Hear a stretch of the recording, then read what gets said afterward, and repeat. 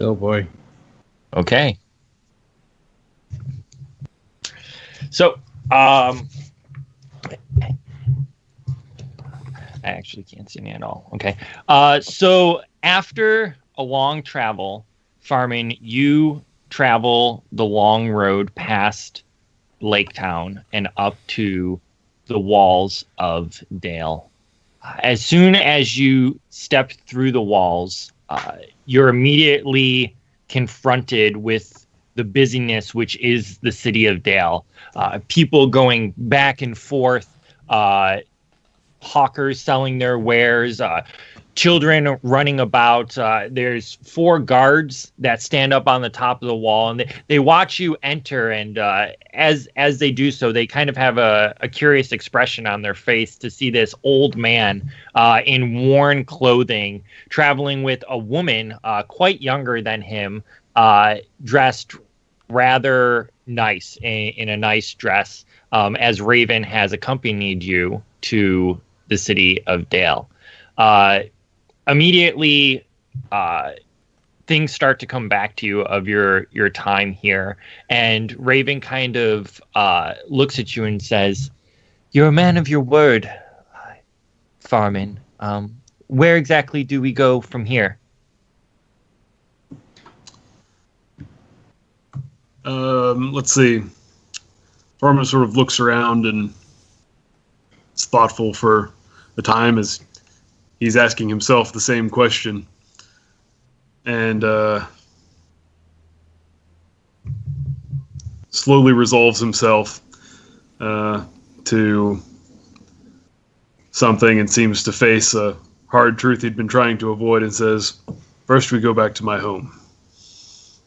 From there I can decide what our best course of action will be. Come on, it's this way."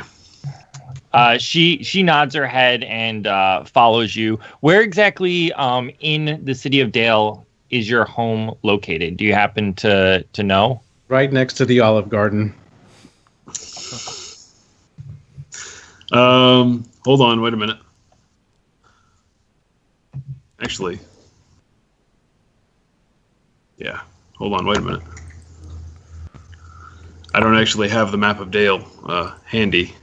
Well, here, give me 5 seconds. 1.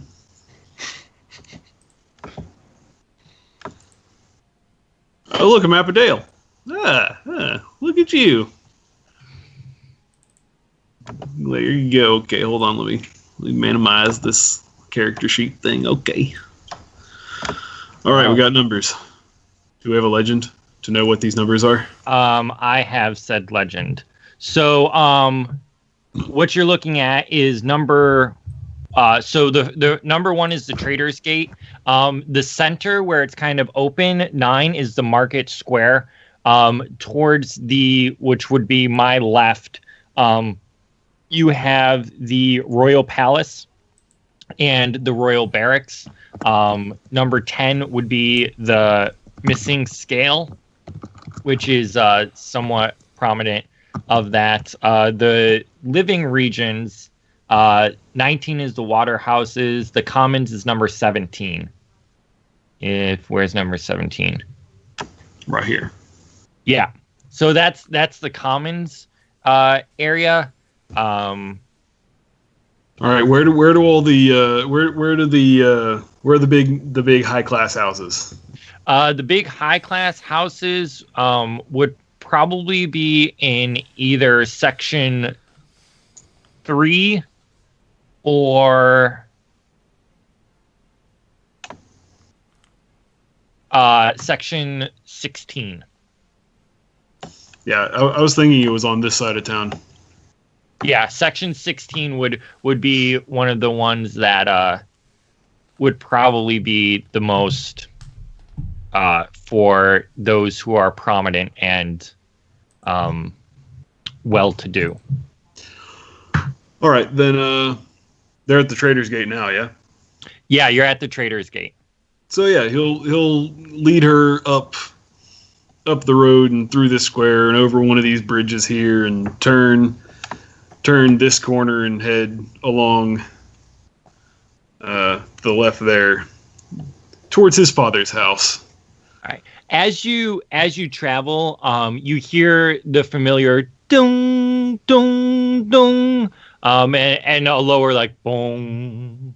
The ringing of bells, which Dale is quite known for the various bell towers that they have set up and that ring throughout various times during the day, and it feels at home. Though Raven kind of like is looking around and she's like, "Is there going to be attack? Are there dragons or anything around here?" Not in a while, he says, and shakes his head and doesn't really pay them much attention. Oh, I see. Very well. And she kind of follows you. You eventually get to your home, and outside, your father is just starting to head back in the door from doing something in the city. Is he accompanied by anyone? I don't believe so. Farmon just sort of stops and doesn't indicate to Raven where they're going. They're probably on the street, sort of away, and he's seen his father, and he just sort of stops and waits and watches, and takes a few breaths. And once he's gone inside, he continues, and up to the big house, and then he will request entry. I don't know if he's got a bell or a knocker or something. I mean, this is a house. This isn't like a palace or anything. So No. You're walking into your father's house, correct? Yeah. Okay. I mean, it's a nice house.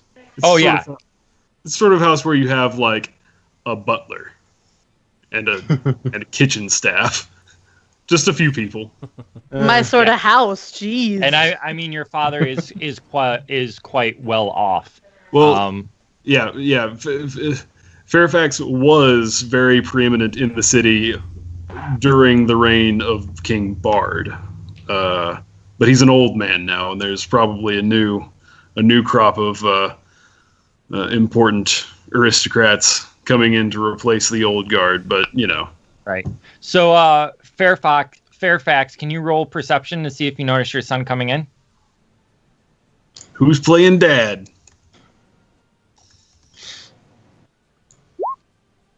And this is a standard TN 14. The answer is no. Fairfax is deaf. So you You're don't all dead. What'd you say? you don't notice your son come in, but Farmon, when you get in there, things look pretty much exactly as they always have. There is a maid you can hear, or someone in the kitchen moving about. Everything's still in the same place that it's always been in, and that doesn't really surprise you, given how busy your father was before. So, what are you going to do now that you are in there? Well, let's see.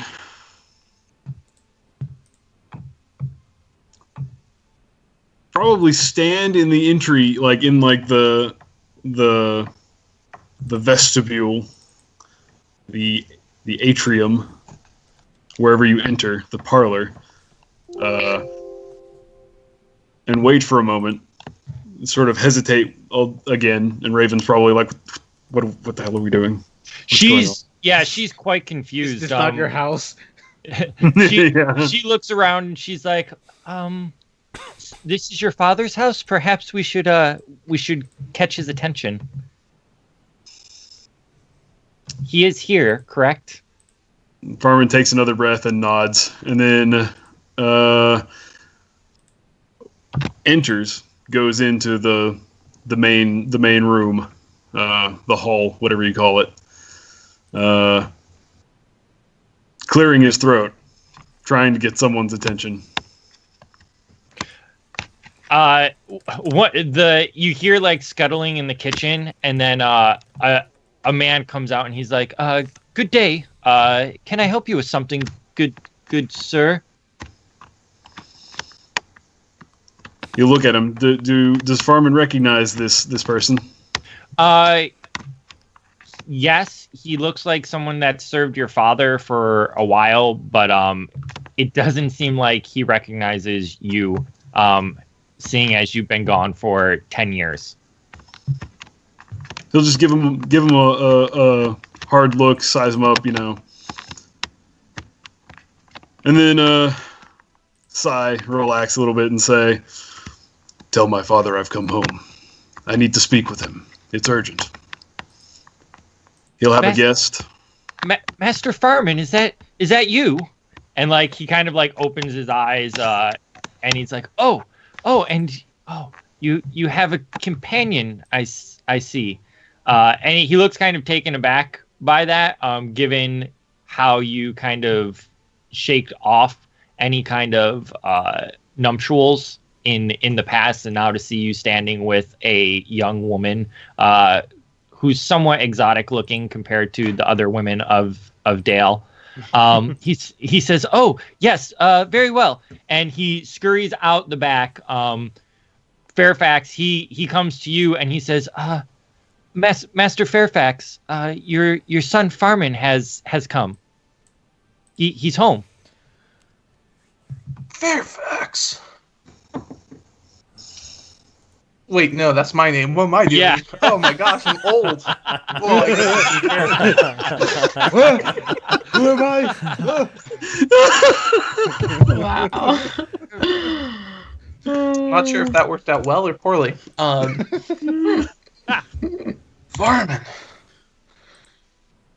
Oh, very well. I'm going to bet like Fairfax has kind of like a cane, but like maybe he uses an old sword sheath or something. Maybe an old sword that he's converted. Just the sword. He's got the sword in its scabbard, and that's what he uses as his cane. Yes, it's destroying the floors, but he's not really noticing. You could just replace the floors. Like, what the hell? Yeah, he's not very perceptive. So it's like, yes, thank you, Percival. I think we'll need the wine for this. Make it extra strong for me. And dilute Farmons. How do you make wine extra strong? I don't drink alcohol. Drink more of it? You drink more of it, yeah. extra. You just slip a little extra in it. There's various types of wines. Okay. Yeah, get the good stuff. Get the strong 1296, very good year. Yeah. Percival nods and he says, "Yes, Master Fairfax." And he goes around. He turns and he says, "In case you're wondering, he has a young exotic lady with him."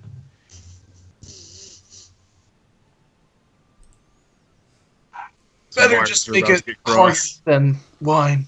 Okay, let's go. He'll pop over to the entrance hall. Okay. You enter into the entrance hall and are greeted by the strange sight of Farmon standing with a rather attractive, young, exotic-looking woman. Somewhere in my heart, I knew that no Lady of Dale would be good enough for you, Farmon. Come on. I'm just gonna kind of turn around and walk into the parlor. Oh dear. So it begins.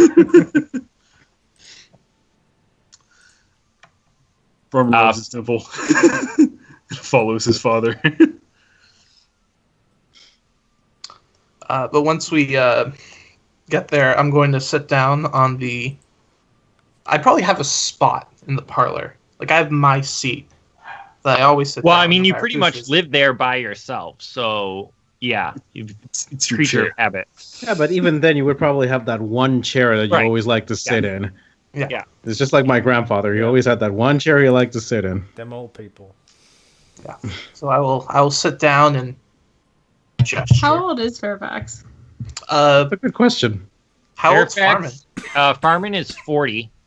So Fairfax In is his 70s? he's 60s or ancient. 70s? He is considered like most people only live to like 55, 60 max.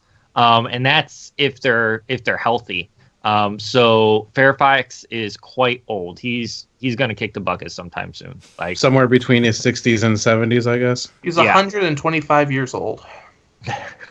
He's but probably, yeah, maybe he's 60s, probably in his 70s. 70s. He's probably in his 70s now. It's my 111th birthday. That's it. They I feel call him like that's a Fairfax script the of pure Venerable. bread. Old Fairfax. got nothing on you. Anyway, so yeah, you're 70, and I mean you feel 70. Like you're not a young spring chick anymore. So let's hear it. Farmon sort of stands there and looks about to see what else there is to sit on, and probably indicates to Raven to sit on a bench there near the wall, and he'll take a stool next to his father, and they're in sort of like, they're not like sitting close to each other, but they're like, you know, in comfortable conversation range.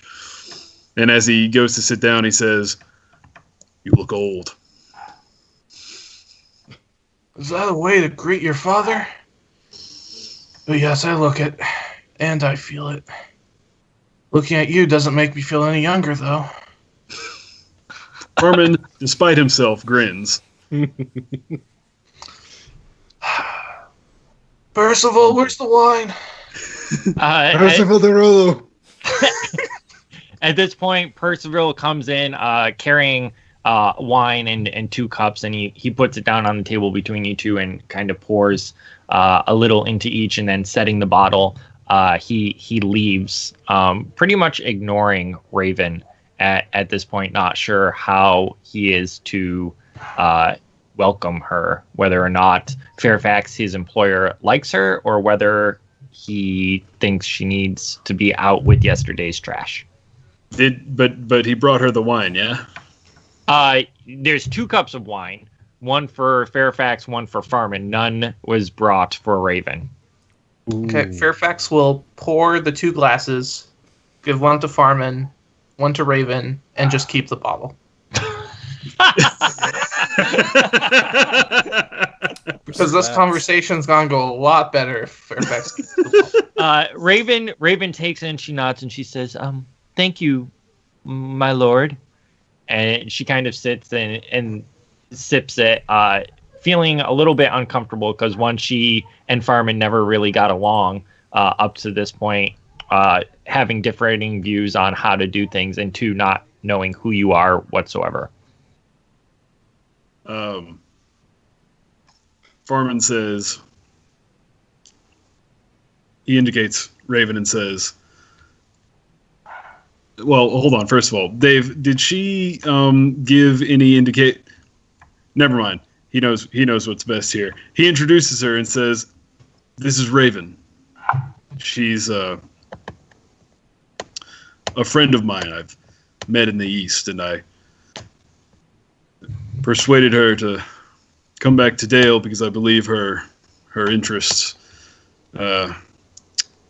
lie here. But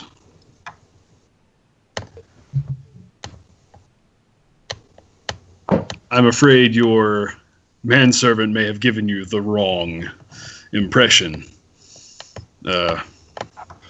She's a woman of some import, and I have great respect for her, but don't read anything into it further than that."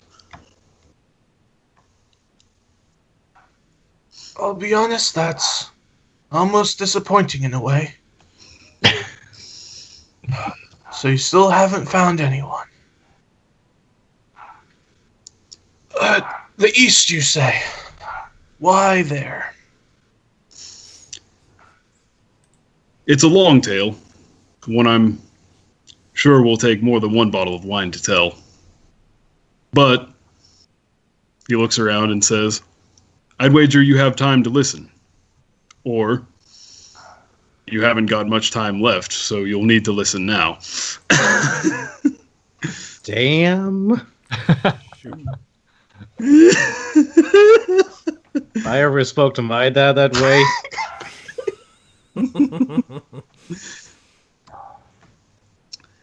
He looks pleased with himself, but he doesn't let it on that heavy.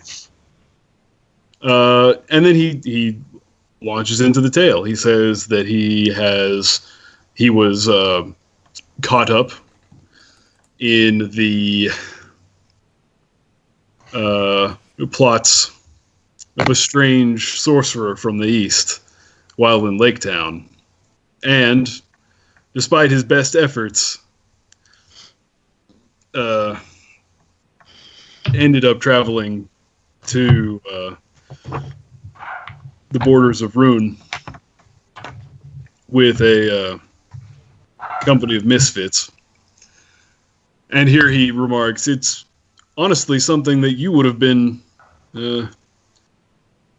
rather inclined towards in your prime. And then he tells him that he saw and learned things there that have been rather troubling to him, and he's come back because he believes. Okay, let me take care of this dog. That's fine, because as you do that, Farmon, make a persuade roll for convincing your father that he believes you, that you haven't just been out looting people. Ouch! Damn, Pops.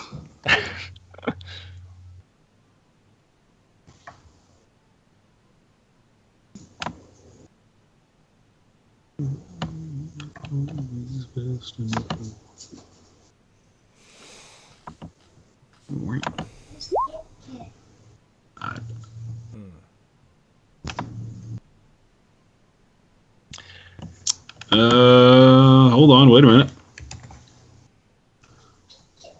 You don't know me. I have I'm gonna spend a hope. You don't know me, Dad. You don't know me. I spent some hope. That's now 14. Right.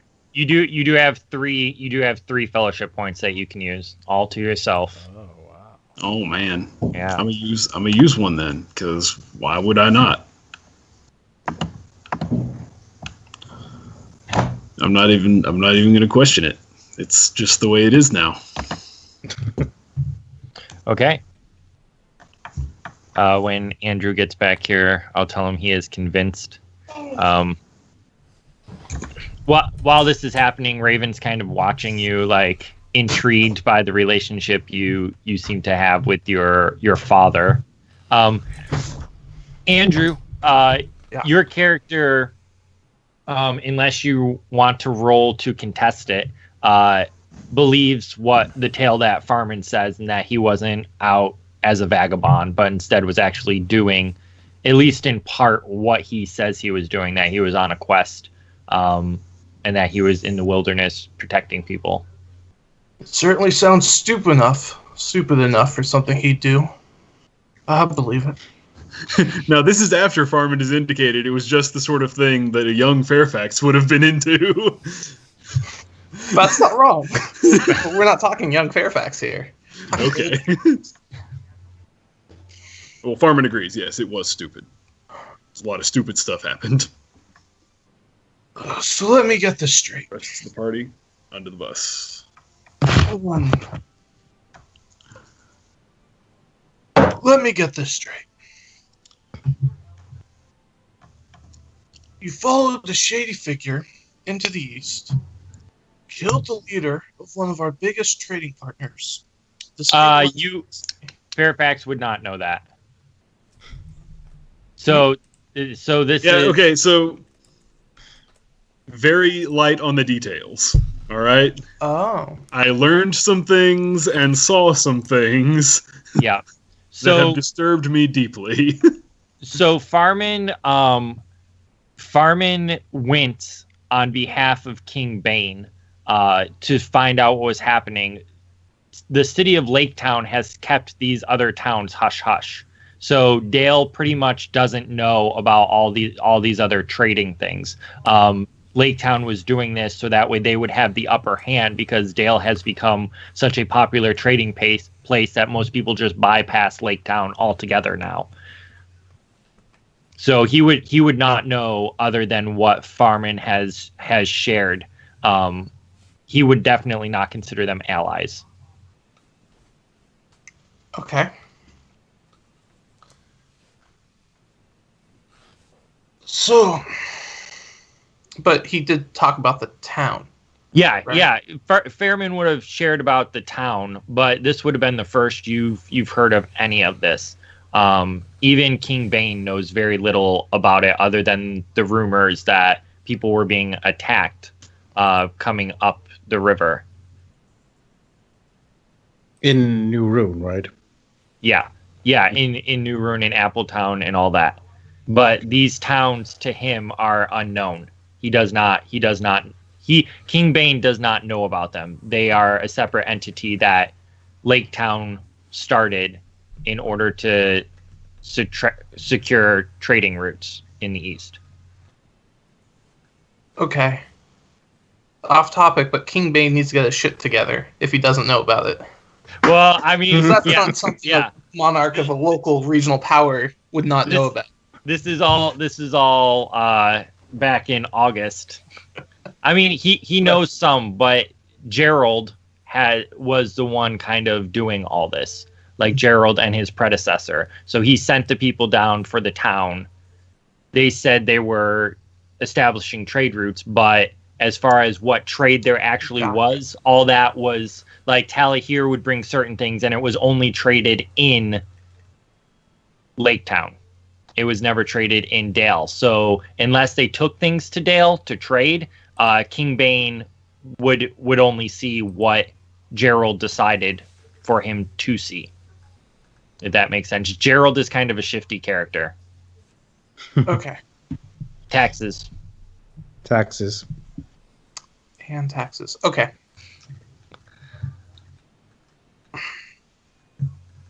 So, why come back and tell me all this? I say to the imaginary Grayson. I just realized this isn't here. This is just going swimmingly. Yeah, Farmon's character model just disappears. Server lag. Did he send a BRB to anyone, or? Yeah, gotta check on the girl. Oh. I mean, Raven's right with him, and the other one is... Can Fairfax motion to Percival like this is like a 3-bottle of wine conversation? Yeah, Percival kind of like nods and goes back, and you hear like the sound of things moving, and he comes back actually with like a small keg of wine, and he puts it on the table. Okay, now we're talking. Mm-hmm. Anyway. Where were we?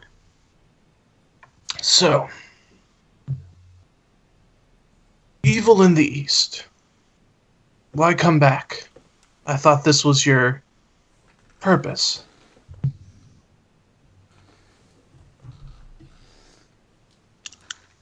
He takes another sip to stall for time as he considers his answer. At this point, Raven speaks up and she says, he came back on my behalf to help gather support so that we may continue further east and perhaps root out this evil for good. I'm sure one as brave and wise as yourself could see how a threat like this could possibly overcome Dale and even Erebor. A few people have called me Fairfax the Brave. I don't remember anyone calling me Fairfax the Wise. But what do you wish? An army? Just sent out east on some god-forsaken quest? I came due to your son's convincing speech that he would be able to draw aid. though perhaps someone such as you, Fairfax the Wise, would be able to help us in convincing the king or the lord or whoever is in charge here of what is needed, as your son Farmon has apparently neglected his duties. And she kind of like shoots a glance at you. Farmon under the bus. Oh, just wait. I love how literally no one at this conversation is friends or is on friendly terms with anyone else. And it's only uphill from here.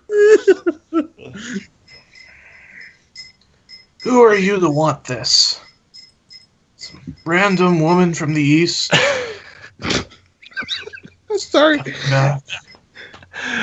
She kind of she folds her hands in her chest, or in her chest, in her lap. Nature. in her lap, and she says, I am a watcher of the East, one who is sent to protect and to make sure that the evil that is there does not spread. And with that, she doesn't share anymore. You can try a riddle test to see if you can get more information out of her, but she's most definitely rolling so you don't find out crap. So I can't do a riddle test? No, you can. Oh, You I can, can't. Okay. but it's going to be opposed to her riddle test. Which is that perception? Is that No, you perception? can roll riddle. It's riddle versus riddle. I don't have a riddle skill, Dave. Oh, that's right. You can roll the feet die. It's custom. Custom. Okay.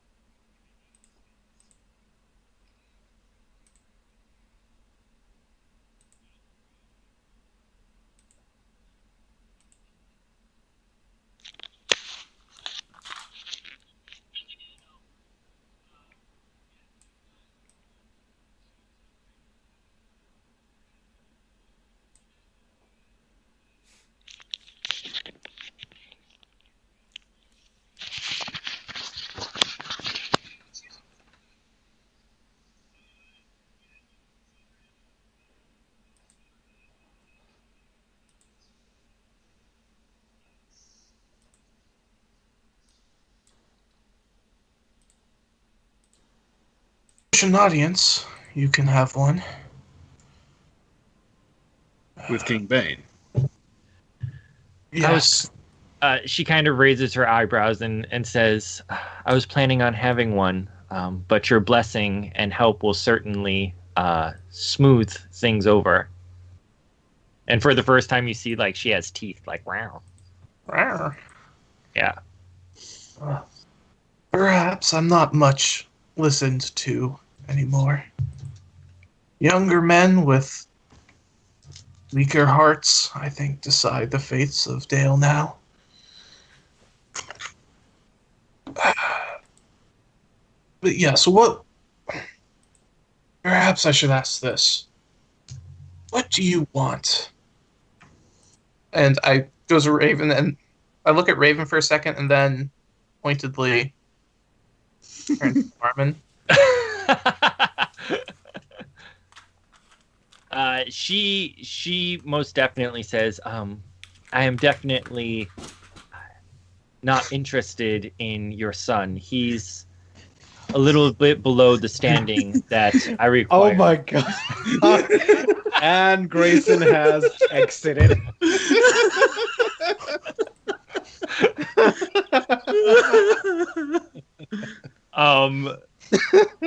Farmon is not disappointed by She's this, like, by the way.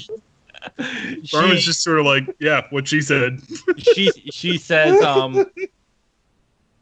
perhaps allies, resources, things that can help us in rooting out the evil in the East. That's the most wholesome wine box I've ever seen, Farmon. So yeah, she seems kind of vague in what she wants. You get the impression part of that is because she's not quite sure what King Bain is willing to offer, or what Farmon and Fairfax are going to be able to get for her. But she does make it abundantly clear she's not interested in Farmon.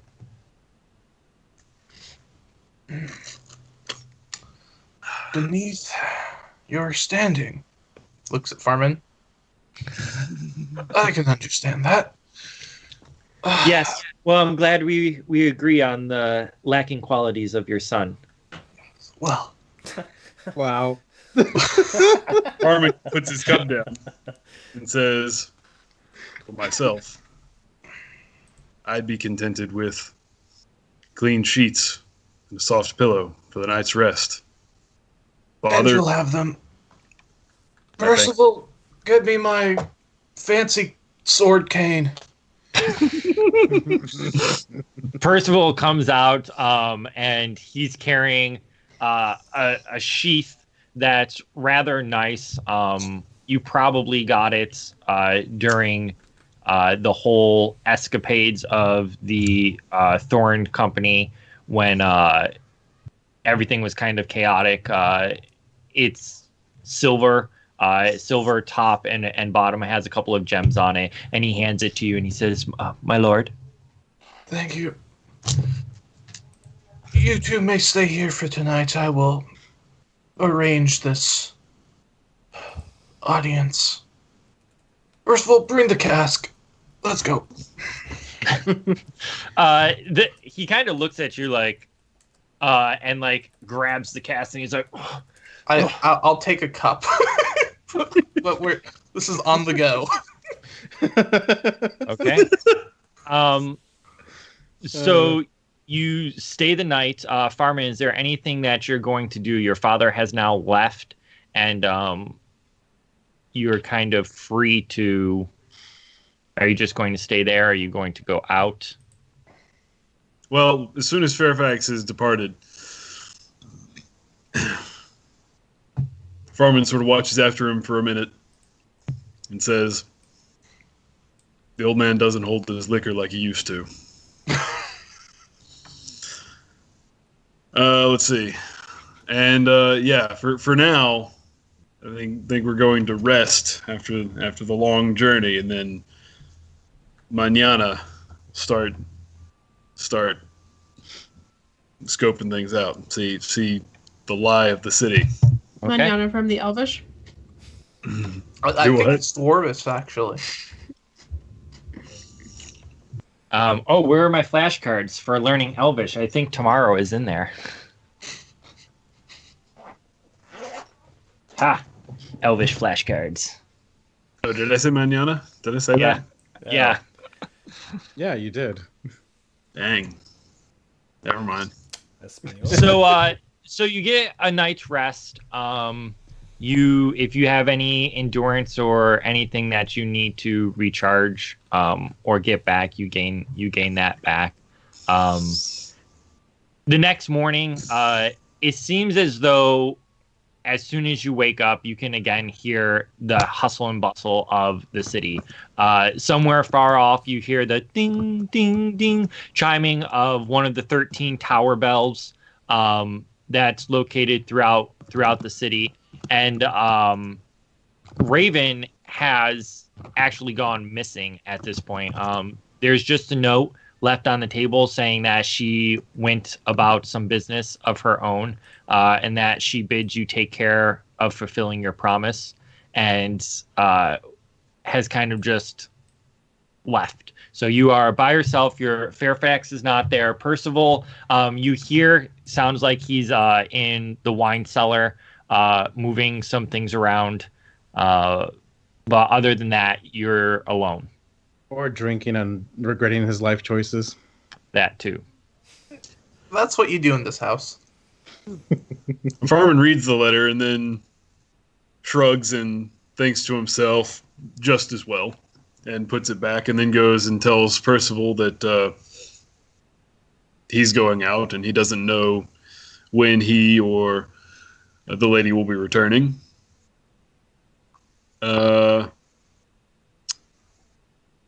And then he'll go out into the city and commence dropping fat stacks and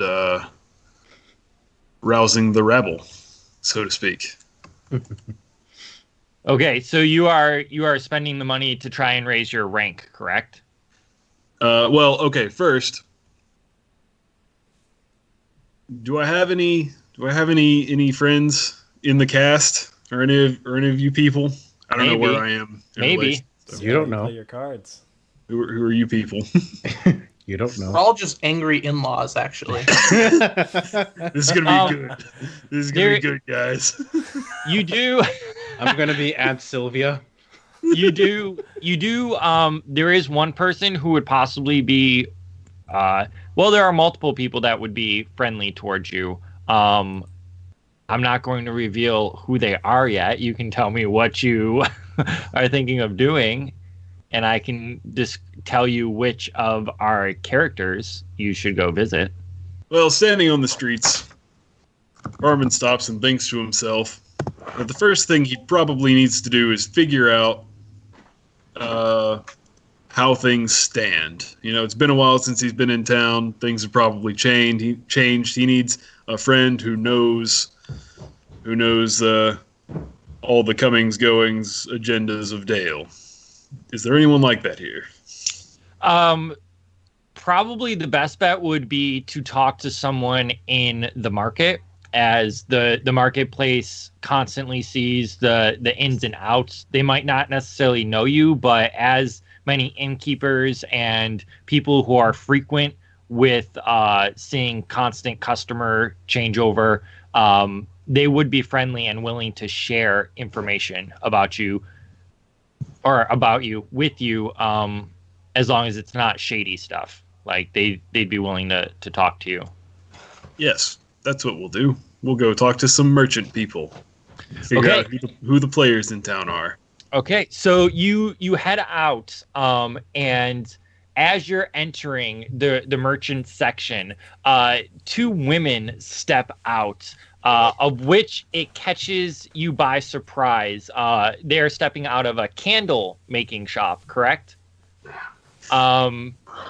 And you're taken aback because one of them you actually recognize as being the woman you were supposed to be betrothed to, but instead wandered into the wilderness forsaking that possible marriage. I love this so much. So it begins.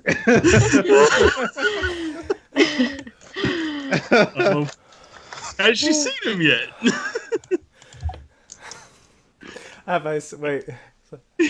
Have I seen Roll him yet? roll perception. I want to say that you probably have, but there is a moment here where Farmer's just like,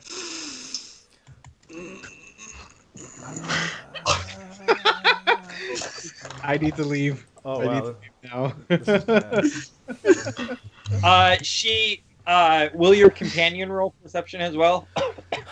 I don't know her name. I don't know anything about her. She could be a complete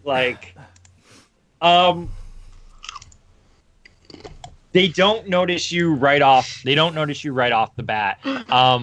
But as you try to get away, someone I try to sidestep the conversation and inadvertently cross a line of sight somewhere.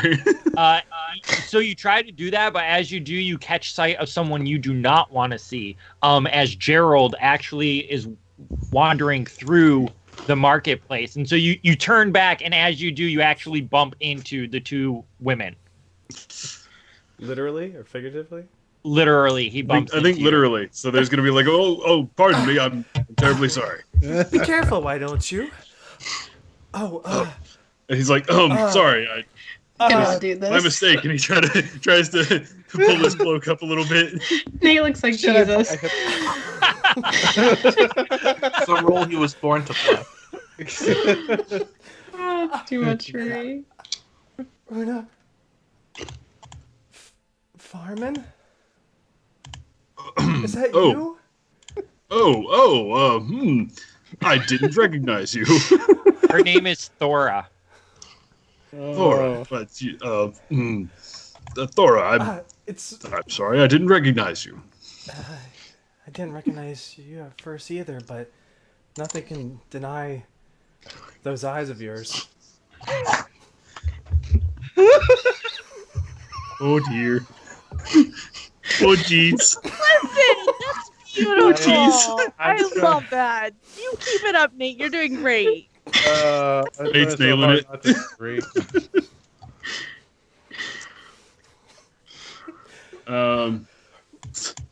Farmon's a little stumped for words, and then awkwardly mutters something about it. It's been a long time. You're looking well. Well, Can't really tell if he means it or not. He probably does. Well, thank you, Farmon.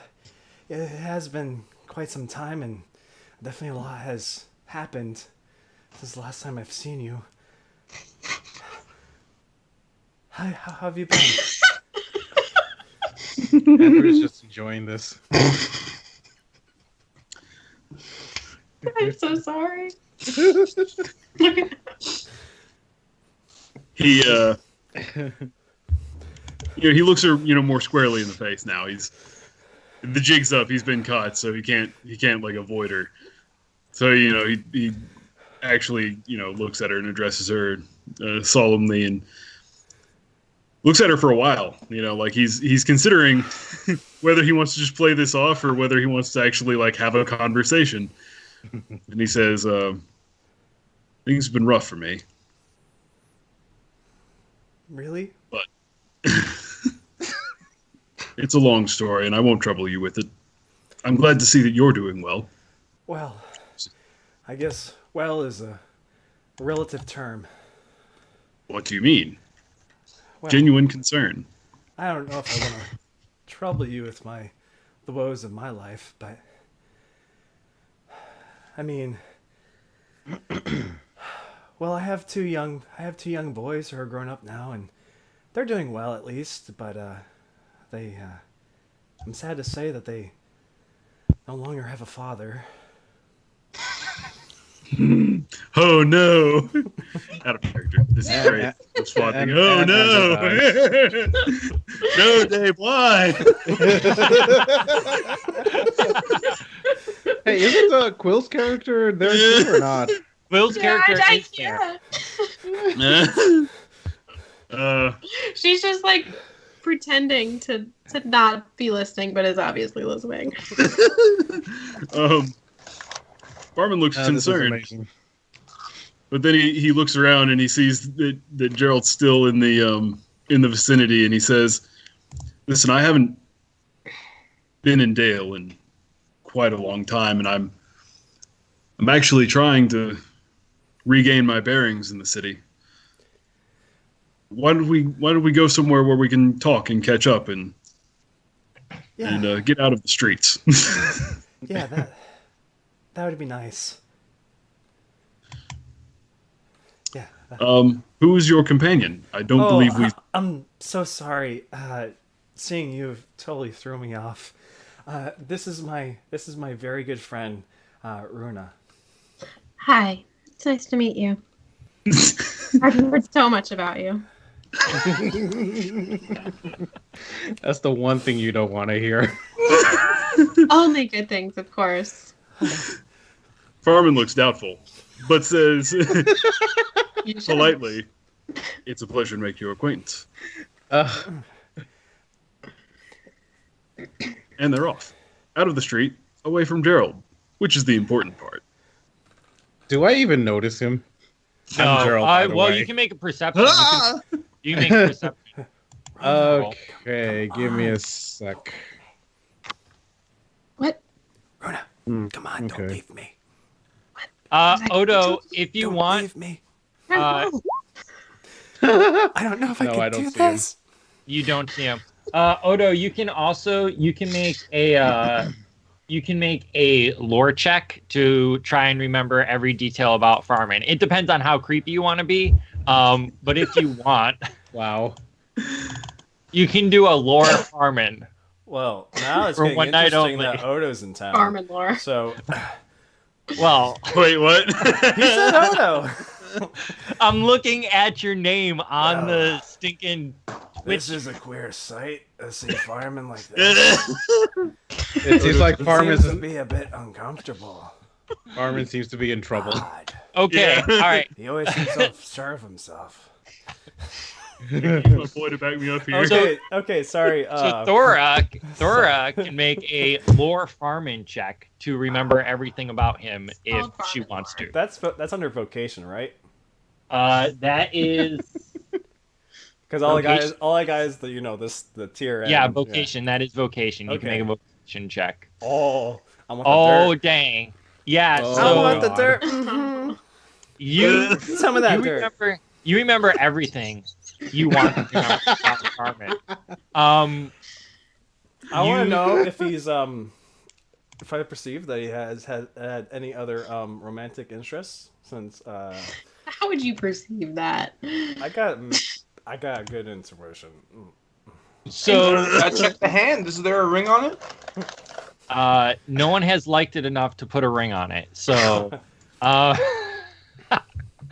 Oh wait, this is just a lore just for general information, not on. This is not like insight where I can get. no, any... this Okay, is gotcha. this is you remembering everything you need to remember. So like if you want to be like, oh, how's your mother, or do you still like your tea with blank, or you would remember everything about him from your days growing up together.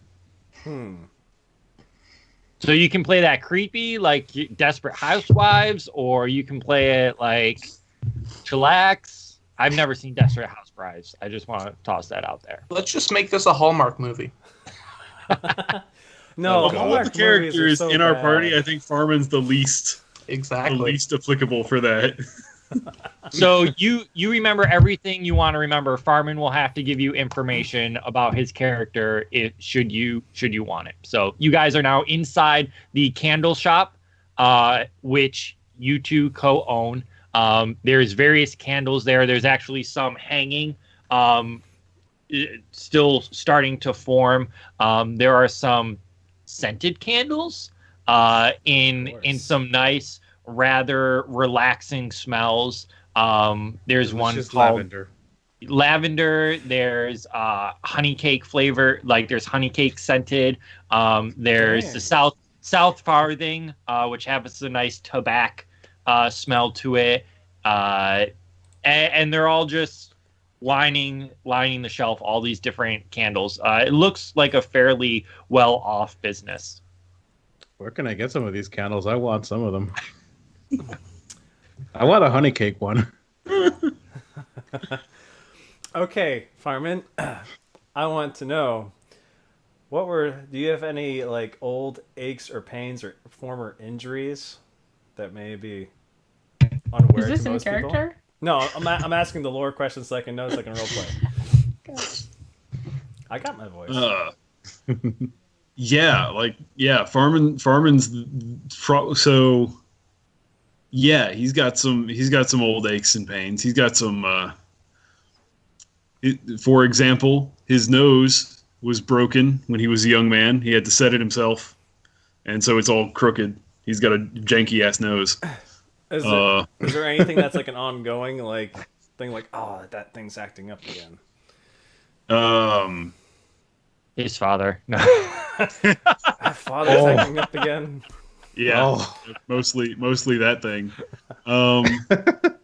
If it would probably be like a foot thing. He probably has. It's probably like a shin or a foot type injury. You know, I mean, he does the archery, consistently enough that he's pretty. Okay, I got it. He had shingles. I'm ready. I got it. Took an arrow to the knee. He might have taken. No, he probably didn't take an arrow to the knee. He might have been mauled. He could have been wolf bit in the foot at some point. Okay. That sounds like something that might have happened. I mean, you still kind of have some fading bruises from some of the fights that you've been. Yeah, like, actually, speaking of Wolfbit, in one of the first combat encounters in this campaign, a warg straight up got a hold of his thigh and just shredded his thigh. Yeah, that would Did so like it's only been 2 months, so that would still be quite sore and quite tender. Okay. Yeah, so Farmon's still just right. limping around with this huge gash. Like, it's probably smells awful, to be honest. Like, Well, Farmon's time not okay. pleasant to cut the be leg off. All right. I'm ready to RP. Filling stuff in the shop as it come in. So, Farmon, I noticed that your leg's acting up. It's not that old injury, is it?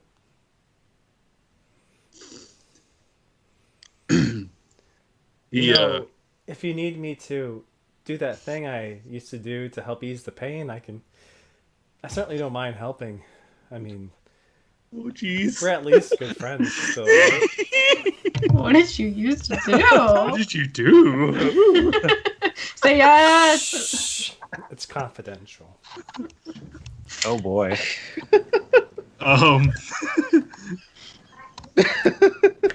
Thank you, Katie.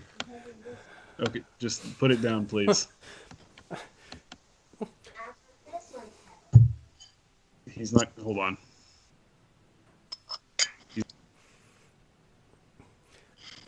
Don't worry, Okay, I Farmon. guess- Take all the time you need. It's okay. You know that this is good when Dave's sitting there eating his dinner. You doesn't even have to do anything. It's just the afternoon soaps. That's all. Yeah.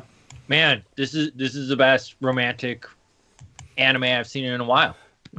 Wow. So yeah, hopefully I fulfill your need of the romantic side, so you leave Dante alone for a while. I'm just kidding. Never. Never. Never.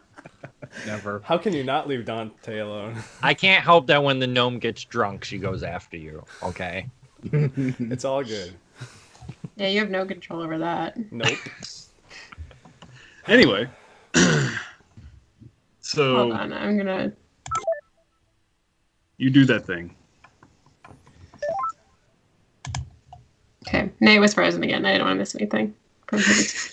So Farman shakes his head. He says, "No, not in some time. My thigh took a pretty severe mauling about 2 months ago.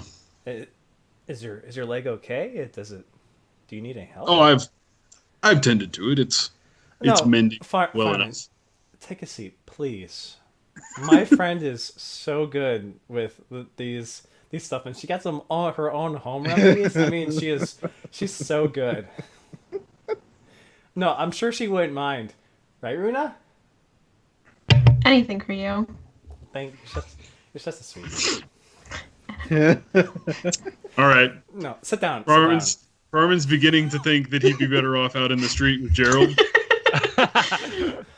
He starts kind of like glancing towards the door like, oh, I've made a terrible mistake. I'd rather be with Gerald, who's going to be like, well, look what the cat dragged in. Yeah, basically. And he says, no, I'm certain it's fine. It's, No, stop being stubborn like you always were about these things. Just let us take a look. I'm sure you just kind of field rationed it or something. Do a persuade. Persuade him. No, he assents. Okay. So not consent. It's an important distinction. You The question is, does Runa consent to this? Of course. she's trying to I don't help know what her I'm consenting girlfriend to. get back her man. Absolutely. You pull your pants up and reveal underneath bandages. Hey, Now hold on. No, wait. I said Let's get this right, Dave. That's not how this works. These are wool hose that are pinned on the belt.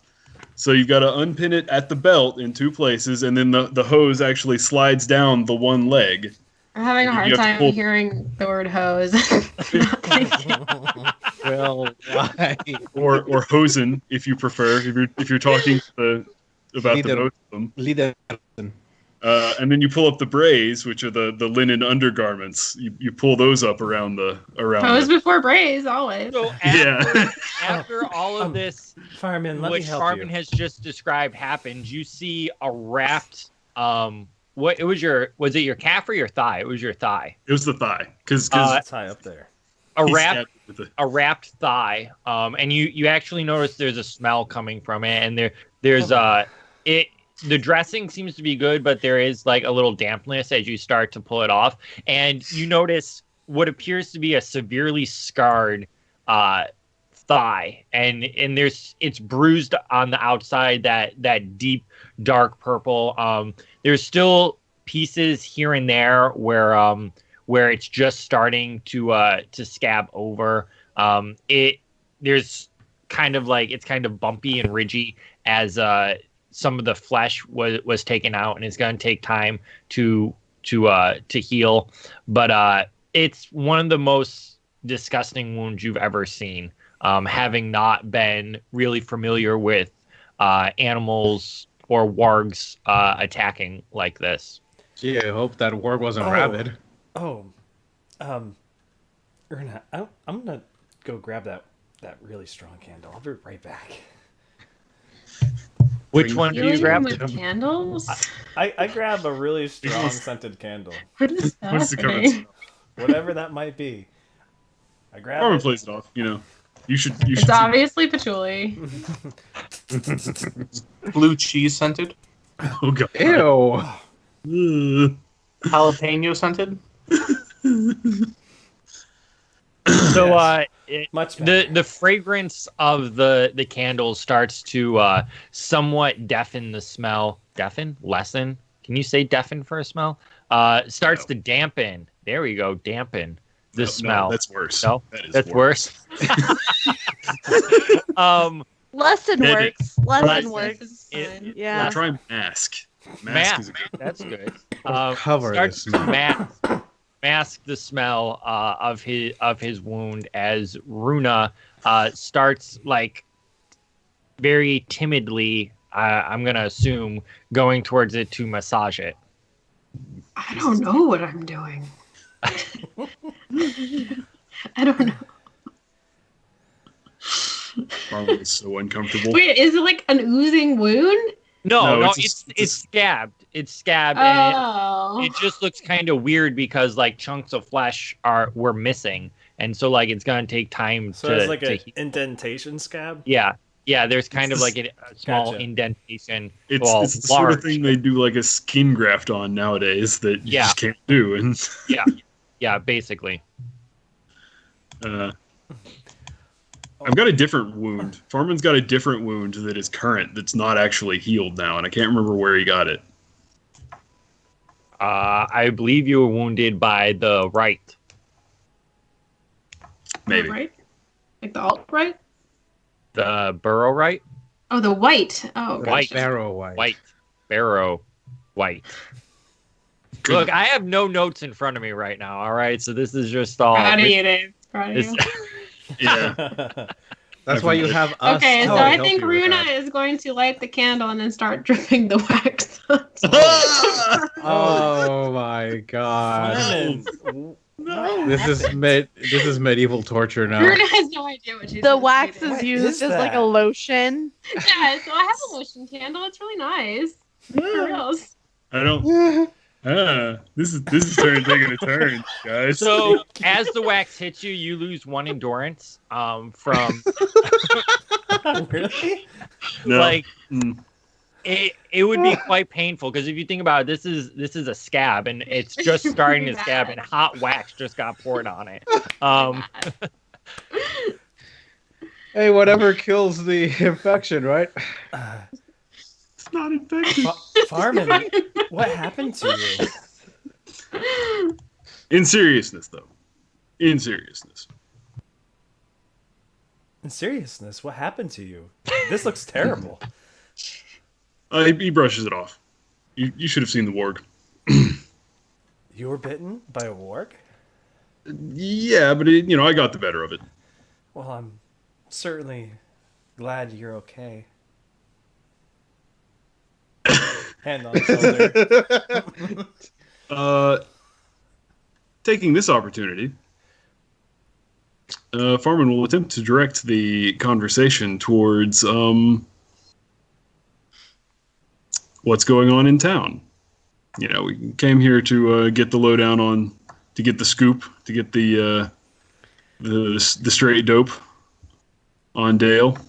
So, yeah, he's gonna ask, so how are things? Well, no, first, because he's a polite individual and not a monster, he'll ask, so what happened to your husband? Well, back when the Battle of Five Armies took place, No, you're incorrect. Oh, wait. No, sorry, I am incorrect. Hold on. Rewind. So, back when the dragon arose from his slumber, he was unfortunate enough to be killed when he came to the lake. Nope. What? Nope. Think you're wrong again. I was told Smog killed him. That was, yeah, well, your lore master sucks, because that would have been too... That's what it too said. long ago. It said it was killed by I'm sorry. Smog. Farmon, I don't know what happened. He ran away. And Farmon's 40. It's been 40 years since that happened. Farmon was born the year after the Battle of Five Armies. Yeah, he's the love child of the Five Armies. So, Yeah. Well, I don't know let's- what happened to him, but that loser. he was killed. No, you know an what? infection took him. I don't know He what was- happened. An old wound. I don't he know. was- Say that. Yeah. Let's say that he was killed by a stampeding herd of cows, like Sean Bean at the end of that one movie. There you go. A Sean Bean death is always valiant. So, cows. He was patrolling in the wilds and he was taken by a group of orcs and pierced by many arrows. That's not cows. Farmon looks sympathetic.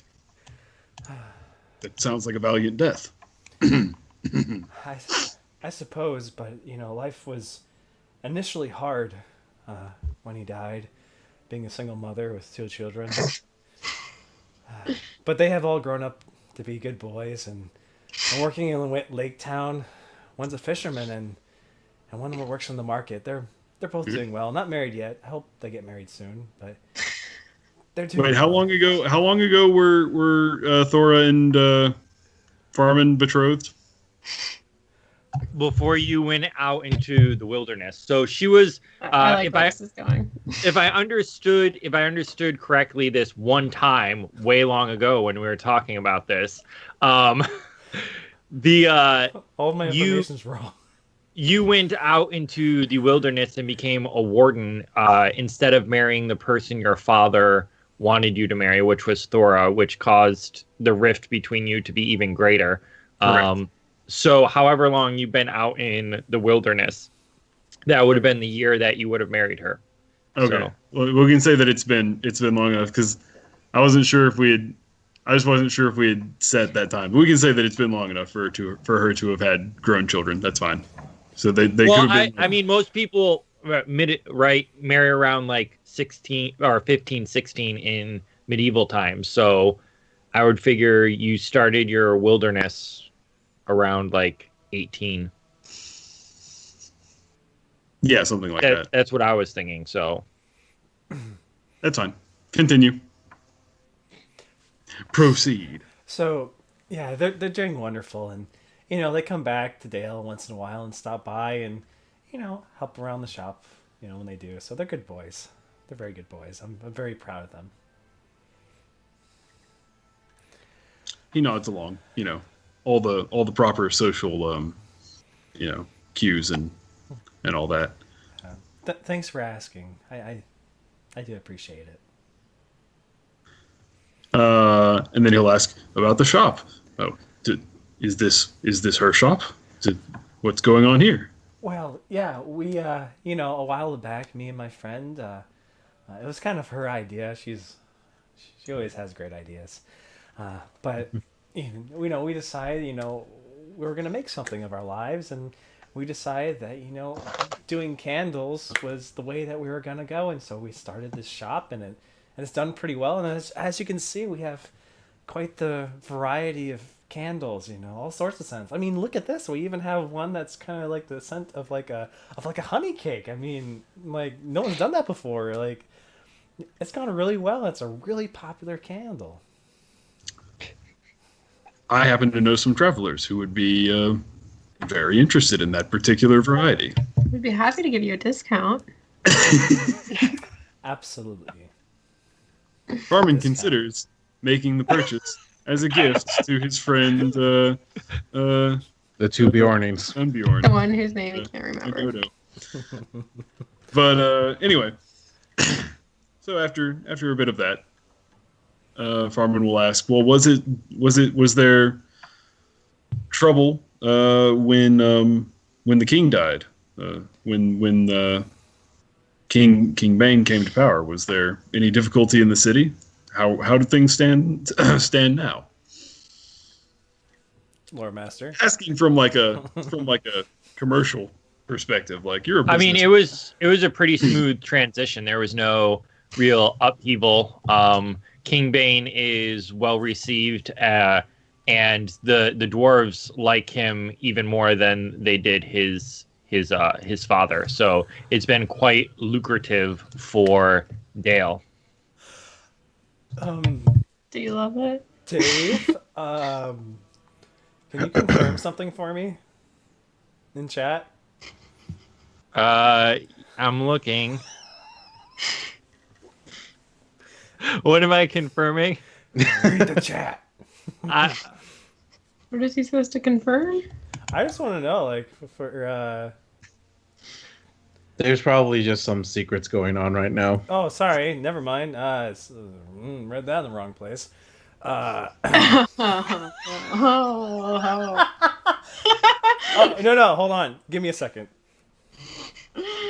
Are you typing me a question? Yeah. Are you typing me a question? My English is rocking. You can just say yes or no, but I'm going to our private chat right now.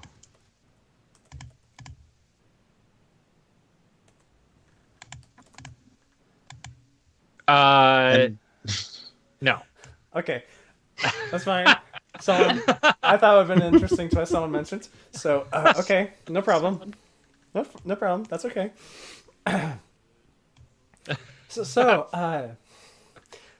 Yeah, everything, I mean, when the transition happened, the markets and everything, like the business it's still been good, and it's been kept getting better and better.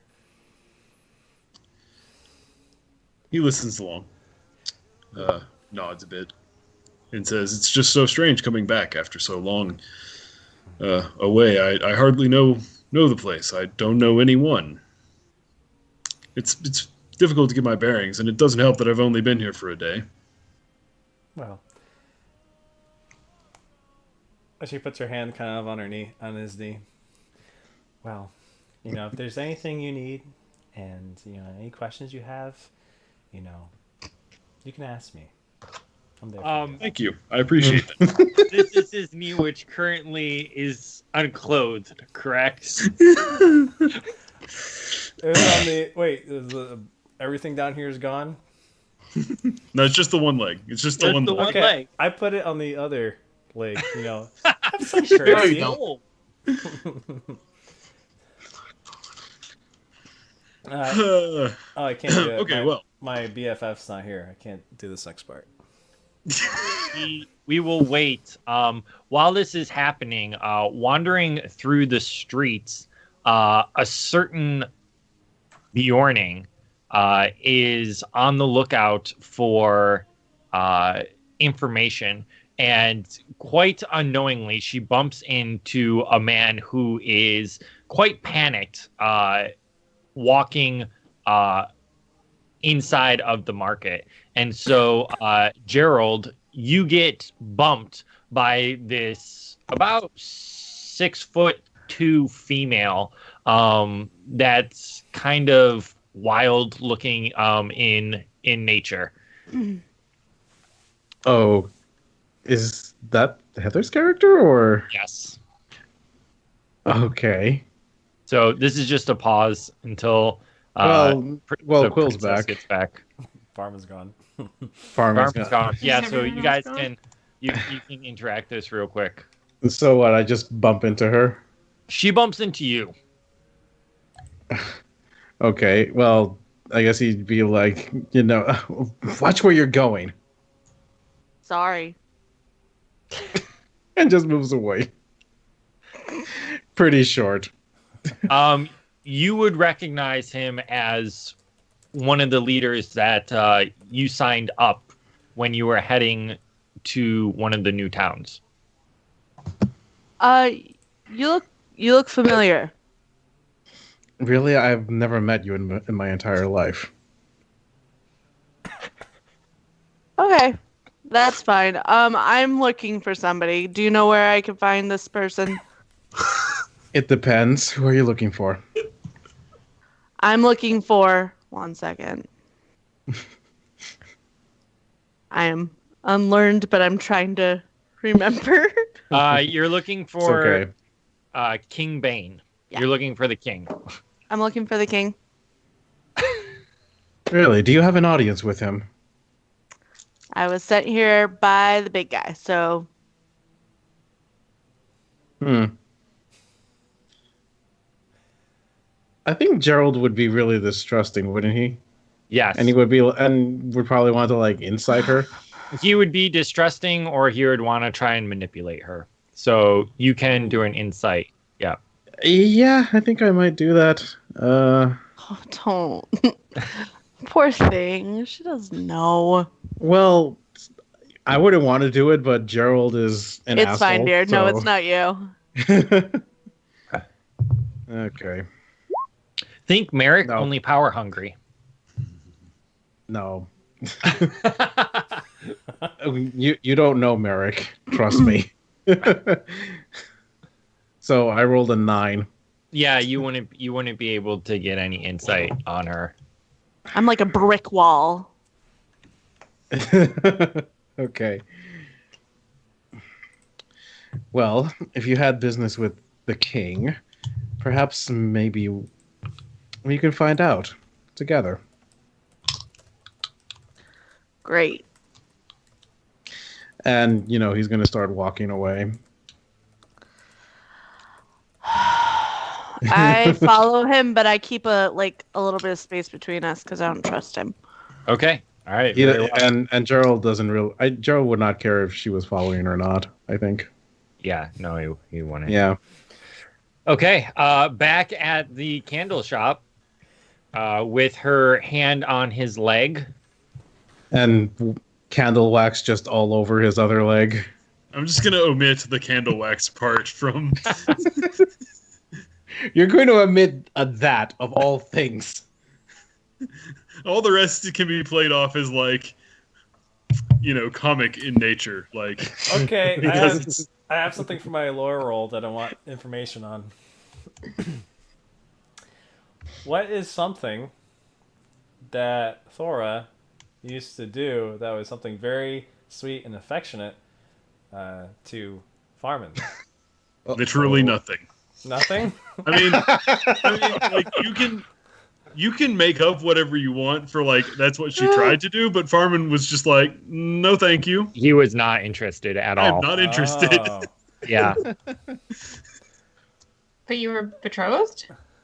Yeah. Yeah, kind of. Wait, hold up. I need some background info.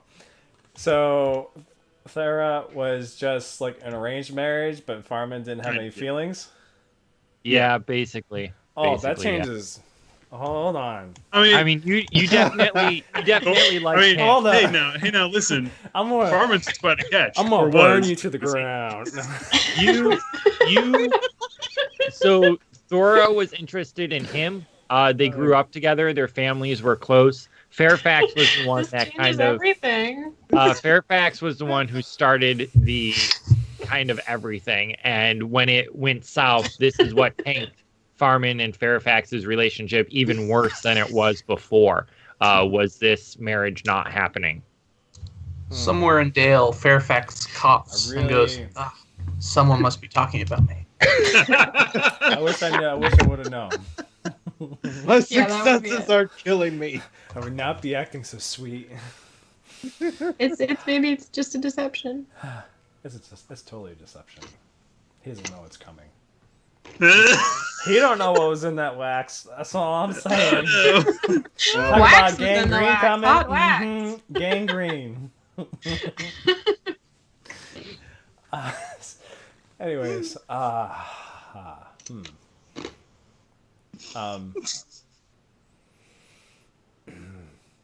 Anyway. So then she's okay. So as she's doing that, she's looking and she takes her hand off all of a sudden, and so, how's your relationship with your father?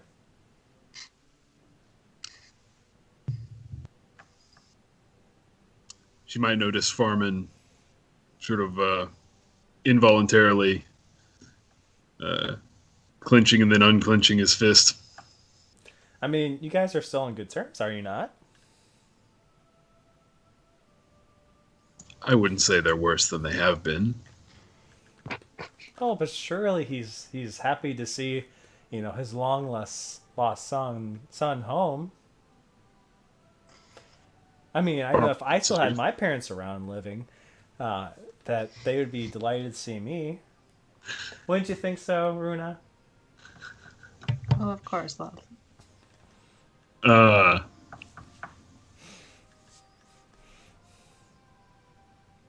He says, well, Fairfax has been gracious as a host so far.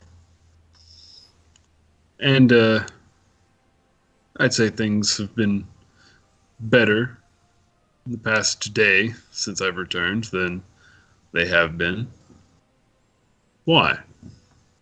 Oh, just curious. That's all.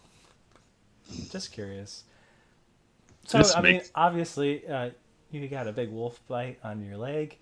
You've been off on some adventures. So, what has happened with you? What happened out there?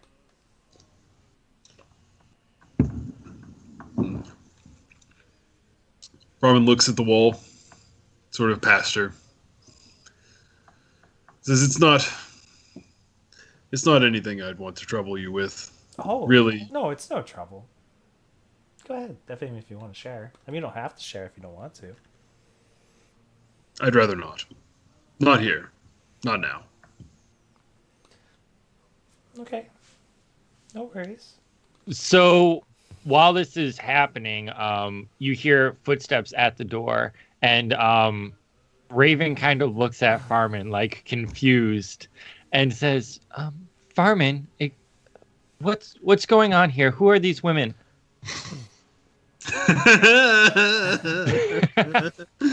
Oh, don't mind us. I was just betrothed to Farmon before, and he ran away. No big deal. I see. He's really not a stand-up figure, is he? I don't know why I came here with him. Well, I mean, it's not like someone can't get on with their life without him. That's right. You tell him. Raven kind of like lifts her eyebrow and she says, I would agree with you. I think it would be quite easy to get on your life without him. I've never had him in my life.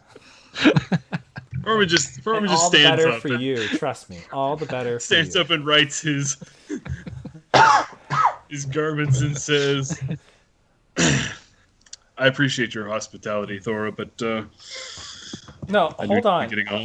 Hold on, Farmon. You don't get to go that easily. Okay? Oh boy. You don't get to go that easily. You know what it's like to be stood up that way? I mean, Farmon, I loved you. And you humiliated me. The fact that This you're looking actually at the has an camera effect. makes this way more intense. I'm purposely doing that.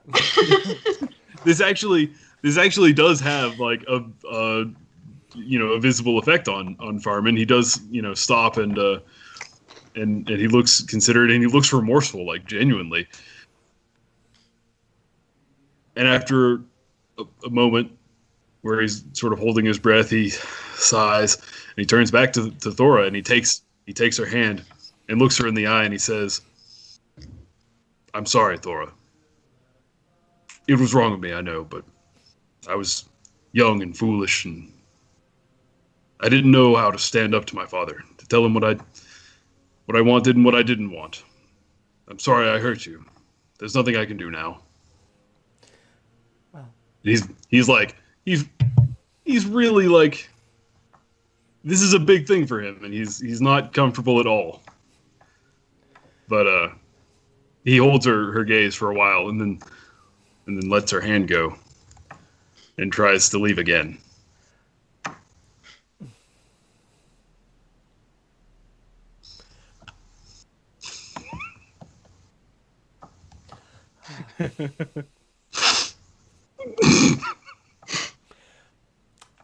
Farmon, it's in a way good to hear those words, but I just have to know. I need closure. Did you ever care for me? Did you ever love me back? Choose your Turns words back and he wisely. meets her eye again, and without missing a beat or any note of untruth, says, "No." Wow.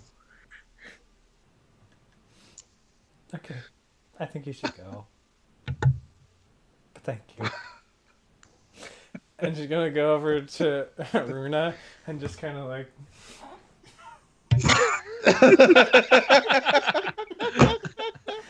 And then kind of like, as she's kind of starting to cry a little bit, she's whispering. Alright, I'll go towards my mic so you don't lose it. She leans on Runa and hoping to be comforted, and as she's like trying to cry. And I still love that stupid man. Heartbreak.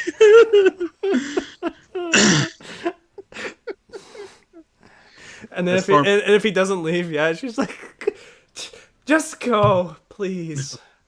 Thank you for your honesty. I'm glad I didn't waste my years." He turns and he walks towards the door, and as he gets alongside to Raven, he stops, as if he's about to say something to her, and then he just walks past her out the door. Raven follows, and as she catches up to you, she kind of looks up and she's like, "Who is that strange woman?" As they go out the door and the door shuts, you hear.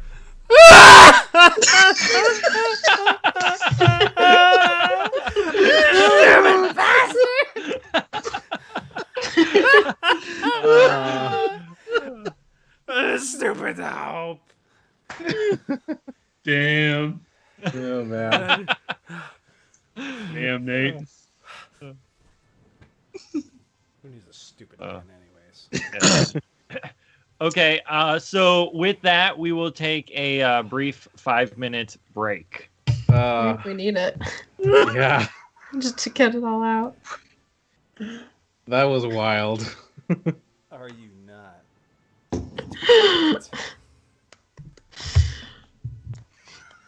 Honestly, that was great. Justice for you, Farmon. Nate, we had a moment. That was beautiful. We had a moment. I'm tired.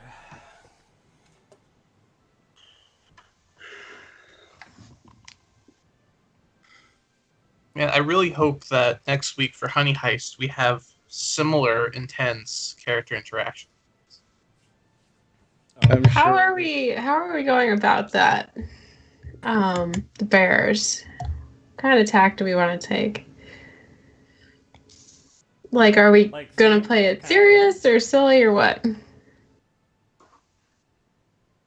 I don't know. I guess we could just try to have fun with it because it is Honey Heist after all. I'm more thinking about my voice. Listen, I want to really badly be a koala bear named Penelope. I don't see why you can't be. I I'm sure Dave will want say this yes. life. That's what I want. I think Dave will allow that. I wanna have like poison in my claws that you could get the clap from. I just think that this is a great idea. No, you're that. I like it. I'm sure Dave will let you do I mean, that. it's Honey Heist. There's clearly koala bears in Mirkwood. I'm sorry, what? There's probably koala bears in Mirkwood. I'm a far traveler. It just works She out. migrated, you know, she came from the Yeah. southeast region down there, you know, in the Darklands, you know. From the down under, as some people would say. I mean, who knows what's growing there?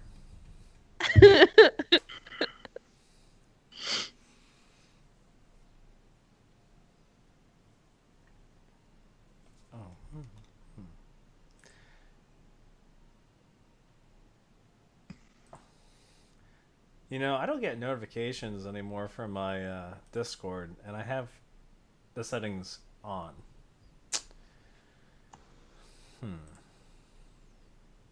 Discord. I just like the part where we started talking about the ship names. Mm-hmm. And then how Farmon's grandpa or dad would be doing. And all that stuff. I don't know where Farmon is, but I sense he's disappointing me.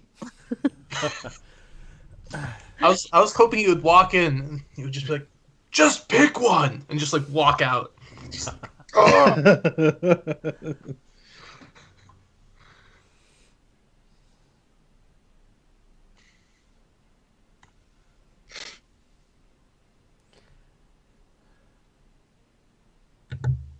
We still have a couple minutes if anyone needs to do anything. Yeah, you know what? I think I'm gonna go freshen up for a second.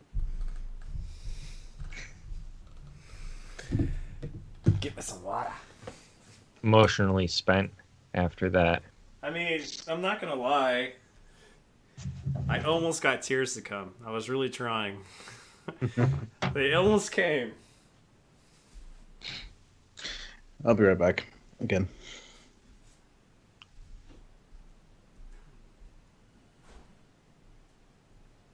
So you guys all see the Twitch setup?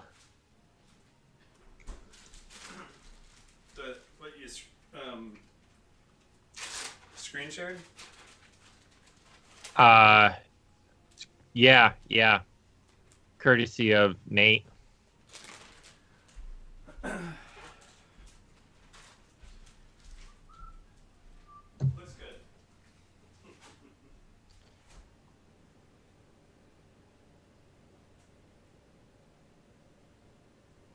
Heather, is there any big news I need to know on the soft roleplay for the other group?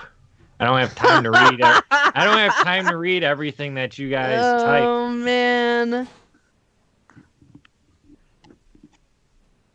I read These quite a bit, guys, but these guys they're interesting. But no one, our glass hasn't done anything crazy, so that just says everything. So, Quill, here's a question for you. Yes. Did you ever read the full description for Echo? Mm-mm. Can I tell you the secret? Sure. You have a twin. But why did you ruin it? What if we do it more? Or does that mean I get to play her too? Oh, heck yeah. That would be crazy. Also, Andrew, your camera is like on the ceiling. what? What the heck is going? I'm gonna take another screenshot. Lean forward again. Like that? Yes. Okay. What are you trying to... Things is going wacko on Quill's end. Okay, it fixed itself. Okay. No, but It was like a very close-up shot of his forehead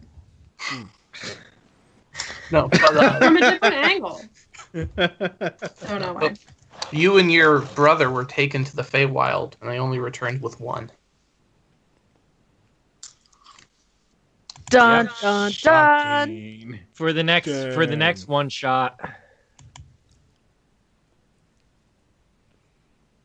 Whenever that will be. And then when you find your brother, Merrick has him like with a dagger at his throat and just grabbing him by his hair. All right, but you said you heard echoes. You know, you heard whispers from the Feywild, and I was like, wonder who that could be. Oh.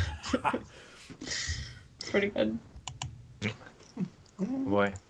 Okay, I think we are ready. Are we? Farmon's just having a bad day today. He's having a great day, in my opinion. I mean, Hold who on, doesn't? hold on. Before we move on, can I have a really quick role play with Runa? Sure. Okay. So she's dried her tears. Now, Runa, I know that I'm usually more than mature than this, but I don't want to ruin his life. Our lives are separate. But can you help me think of a way to just get him back a little bit? Just... Burn his house down? I mean, I know you're into fires, but maybe not something that drastic. Why Just am I burn part of suddenly it. so warm? Just burn part of it. I mean, I don't know if there's like something we could do that maybe it's not as drastic like that, but something that really could, get him. Could kill his dad. What's wrong with you today? Just not feeling as merciful and patient as I usually am. Oh, Lord check. What would really get a Farmon?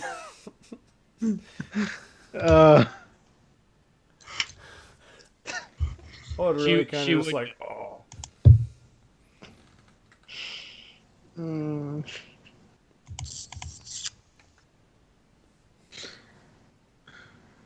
I'll DM you what would Okay. really get Farmon. Okay. Secrets. While don't this is breath happening, the a word character. from our sponsors. Get wrecked. No. The code is crit roll. Crit roll.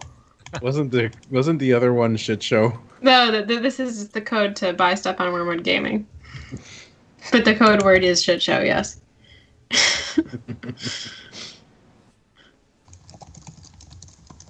I just gotta say the supplemental books, while they're talking, way more powerful foes.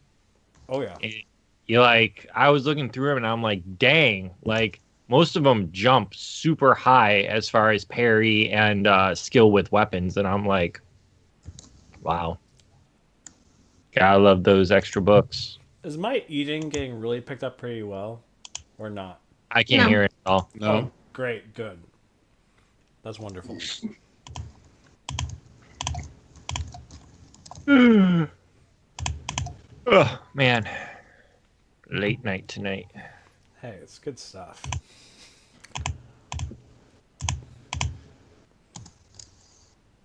Gotcha. Okay.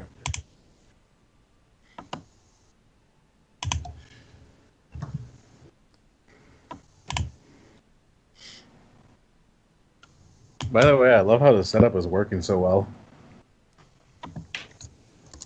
From the screenshot. Okay. Works great.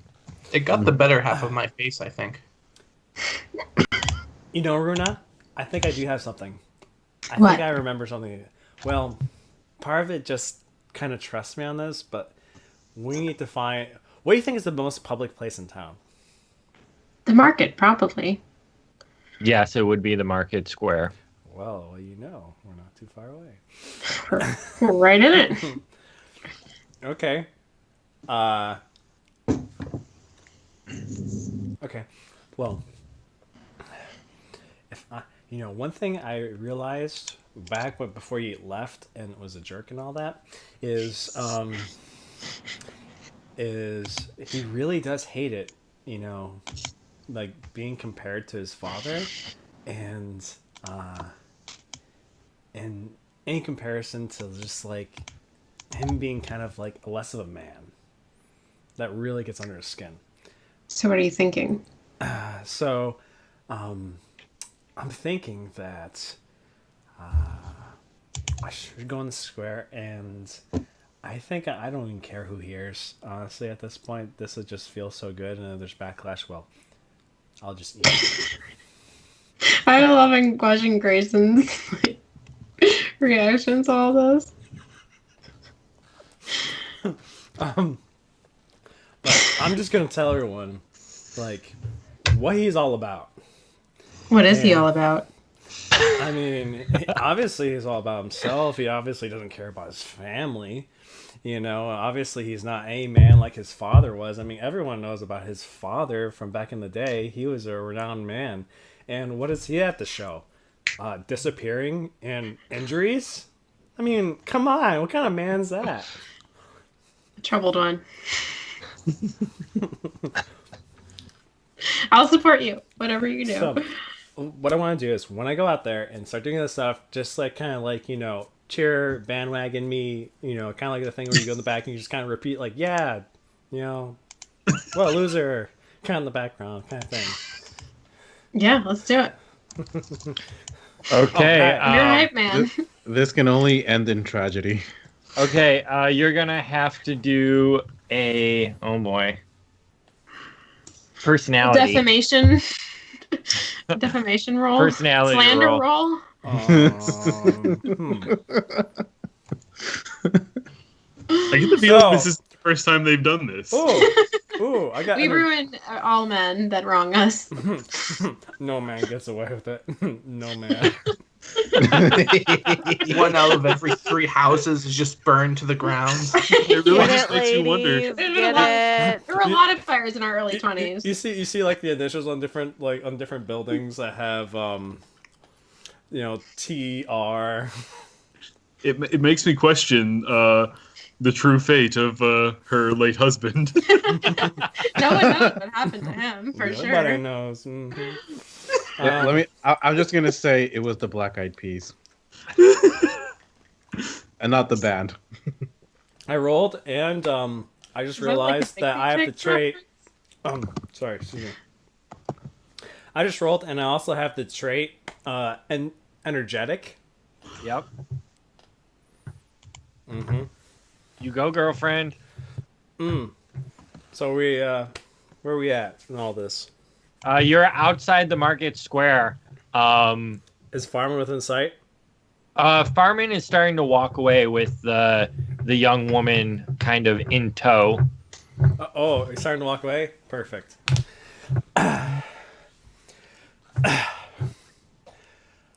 Of course you're going to be walking away. That's all you do in your life, Farmon. I mean, if only you were like the man like your father was. Everyone knows him, Fairfax. He actually did something for this town. What have you done? Getting bit by a dog? It's hardly heroic to me. Am I not right? You're so right. You're so right. Yeah. And see, look at kind of man he was. Not only did he leave the town, but man, he was even scared to get married. What kind of man is that? Oh my god. Yeah, so you just keep walking away as you treat all the problems in your life. Wow. But me, I don't need Andrew. you. I'm doing just fine. No one's responding, and Nate just keeps going. Yeah, I'm just waiting for Dave to tell me what the crowd is doing. Yeah. So, Dave doesn't know. Right, everybody? I mean, come on. Dave is just sitting over here like, This is why I didn't write any notes for tonight.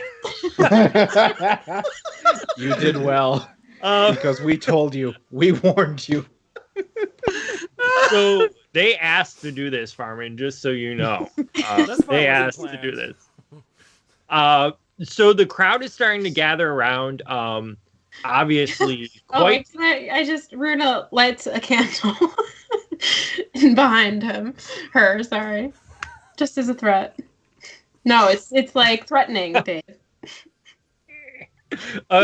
So much better.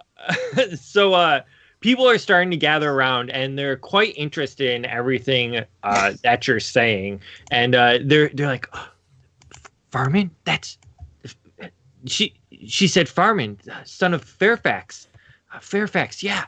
And they start muttering, especially about Fairfax, and talking about all the feats that he did when he was a young man, and the wise advice that he gave King Bard, and even the few times when he's been around King Bain, despite the fact that there are now younger, better suited men giving advice.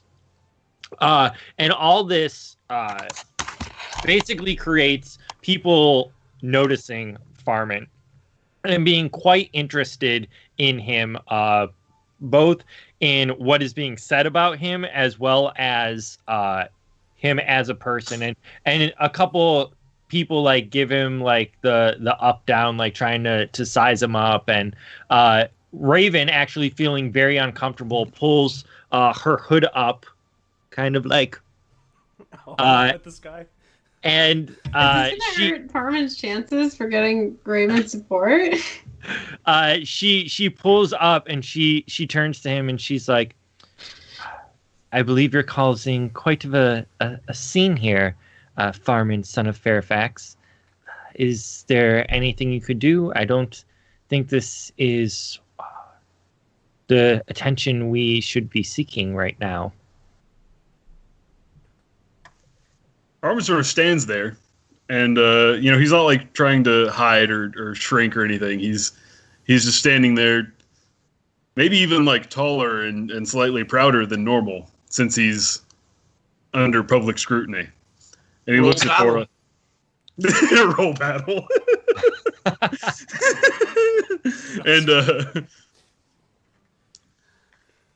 And he's sort of weighing the situation, and he's got a look on his face that says he knows this can probably not turn out well. And he's trying to decide what the best course of action is. And he also looks, as he's gazing up at Thora, he looks just as remorseful as before. He's almost sympathetic, if he weren't so if he weren't so insulted. This is the sort of talk that demands action. A man's honor is at stake, after all. Roll battle. It's already been mentioned. Is he going to do anything, or is he just kind of standing there? Well, for a while, he just kind of stands there and listens and considers, and if anybody nearby says anything, then he might respond. But I mean, they're all kind of sizing you up, and they're very interested in you. Raven keeps glancing at you, and the look is, you better do something about this, or else I am. Well, definitely don't want that. So he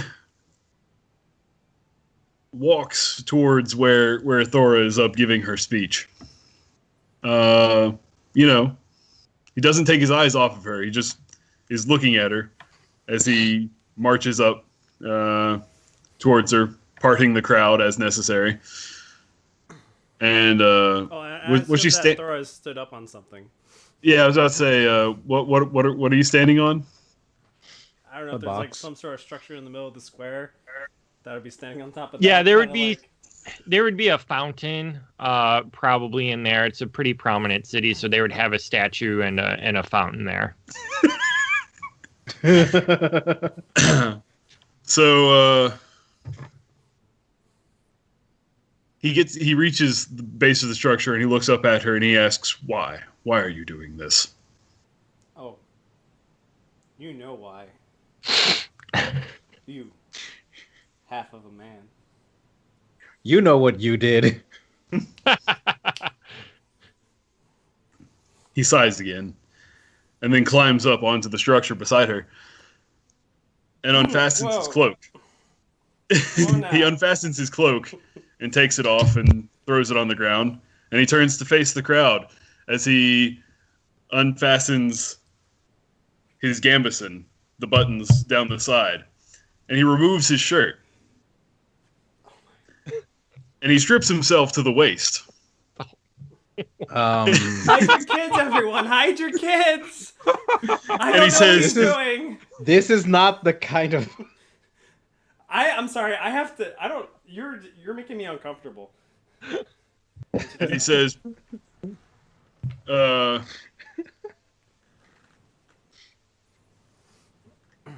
people of Dale, I'm Farmon, son of Fairfax, who you've just heard so much about. And yes, I did in my youth leave the city. I've spent my life in the wild, among beasts and savage creatures, stalk from the mountains and the woods about your land by night while you sleep. And I bear the scars to prove it. And he indicates in his side where an orcish thrust caught him on the rib and left a gash that's poorly healed. And he indicates on his stomach where a slash just barely missed, spilling his guts. And he shows a half dozen wounds that he still bears visibly, even at the distance that they are. And he, continues making this speech about all his all that he's done in secret on behalf of the people of Dale. He says, and now I've returned. And as we'll see. He says, and now I've returned. And as Thora has gathered you here, brought me to your attention, I suppose I shall make my purpose known slightly earlier than intended. For I come from the east, where even now powers move beyond the perception of the lords of this city. Noble and honorable though they are, I come bearing news of a threat that grows beyond our borders. And I come because I love this city, because I'm a Northman. I am my father's son. My loyalty is here. And I would see the city defended. And he says some more flowery things, etc. Yeah, that's his attempt. He doesn't bring up Raven. Not gonna bring it up. Make an all roll. TN 12. Oh, geez. Thank you for lowering that TN. I think I did a pretty good job. That was dang good, man. That was. So as you're making this speech, you actually notice Raven's kind of going through the crowd, and she's talking to various people. Oh, look, a Gandalf rune. Yeah. Hey. Wow. Nice. The crowd kind of like, they all look at you, and you notice some of like the little kids pointing at some of your scars and like indicating on their bodies and stuff like that, and they all become very enraptured. And when you start talking about this threat in the east, they kind of take a step back, and you hear one person call out, "What dangers are there?"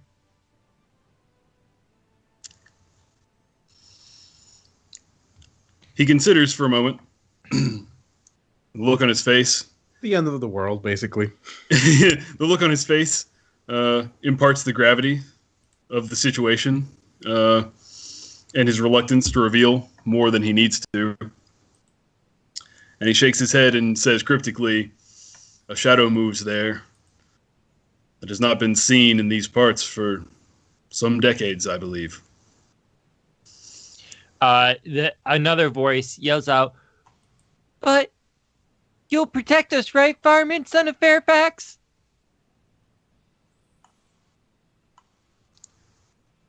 The wheels in his mind are visibly turning.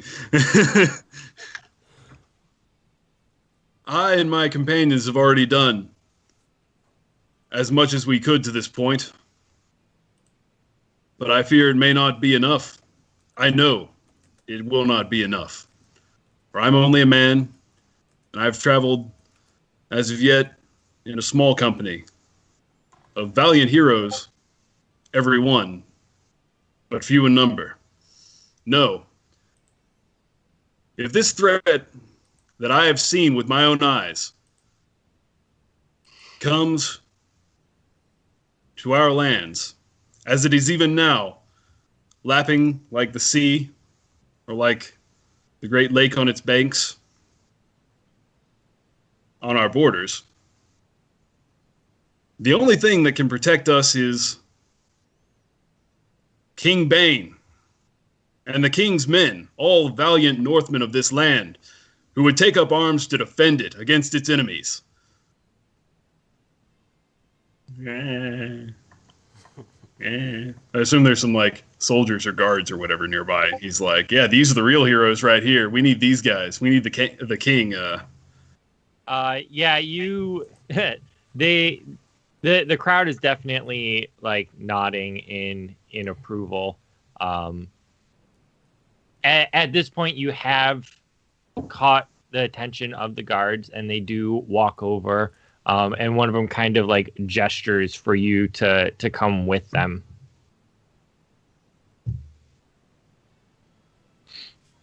Got this. He'll turn to Thora and give her a parting look, one of sympathy, one of remorse. He's not angry at her. As he steps down and retrieves his garments and dresses and leaves the square, and he'll signal to Raven to come on, let's go. She follows and gives you a look she hasn't given you before. One of equal respect, and there's a little admiration in there as you've shared all the feats that you have accomplished in trying to stop the shadow, something she is equally interested in. And she just kind of remains silent and doesn't say anything to you, jaded or kind of insulting at all. You are taken from the guards. 1 second, though. Let's talk about how good that speech was, though. Like, that was amazing. Yeah, that was an amazing pivot. That was so good. Okay, sorry. Continue. So you are taken to the palace with we've lost Dunbjorn. I feel like Skylar's part is coming up here. Just, I don't know what it is, guys, but something tells me that he could have a part to play here. Does Farmon have the same flowing locks that you have, Grayson? No, actually, no. Farmon looks more like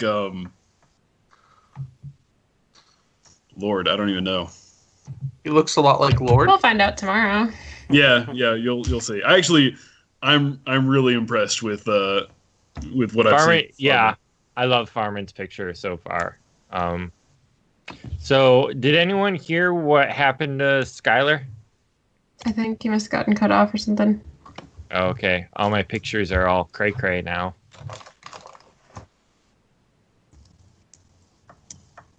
So I got Farmon up in Dunbjorn, and Quill is now Telia, and Telia and Izelle together make up Farmon. All right, I'm done, right? Yeah, Okay. pretty much, yeah. Yeah. I'm gonna see what happened. Grayson, really, that was flipping amazing. Yes. Turning That was turning so that good. around. Let's not overlook Nate's just amazing performance as Thora, the bereaved. Right? The bereaved. And the award So- for Best Supporting Actress goes to.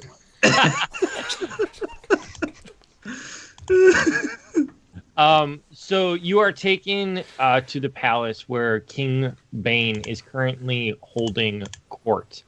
There are several nobles standing around as he kind of stands with a table behind him. Most notably, you notice Gerald standing up towards the front, kind of in an open area. Next to him, from what you know, appears to be a female Bjorning. And as well, Fairfax kind of stands off behind the king, where the rest of the advisors stand, though he's not in a position of prominence as far as being able to quickly reach the king to advise him on anything. He's kind of pushed to the back. As long as I can reach the flask. You can. You sorry. So you and Raven enter, and as that happens, King Bain kind of nods and says, "Ah, yes. The one of the reasons that we've gathered here today. The court will acknowledge Farmon, son of Fairfax. Roll an insight roll." I like it. Hey, Let's see. question, Dave. Should Heather and I also roll insight if we're going to be... Yes. Yep. You can roll insight as well. Everyone planning on partaking. Yep. Wow. Which one is insight? Whew. Insight. Sorry. That would be perception. So, good. And good. Okay. So what you know of him is he is someone who values wisdom over necessarily skills at arms. While his father was a reputed warrior, he's taken kind of the opposite role and is trying to establish peace through trade and just in light of the desolation of Smog. He receives very well being talked to through courtesy. Being all tough will not impress him. I would actually do the opposite, as he thinks very highly of his father. Is there anything else I should include, mechanics wise, or is that? Unless you wanted to say what my first of all, who all is participating in this encounter? Hi, my internet died. I have no idea why. It's all good. So participating in this encounter in your favor is your father, Fairfax, is the Bjorning Grimmel? Is that how? I totally forgot her name. Grimwin? Grimwin. You're speaking of my father. Grimwin. Grimwin is there. Dave, what did I miss? Yourself. You're in court right now. In the opposite end, rolling against you and speaking against Farmon, son of Fairfax, is Gerald. Hello. So, snap! he has a TN of 6. His tolerance is 6. Okay. So it's quite high. And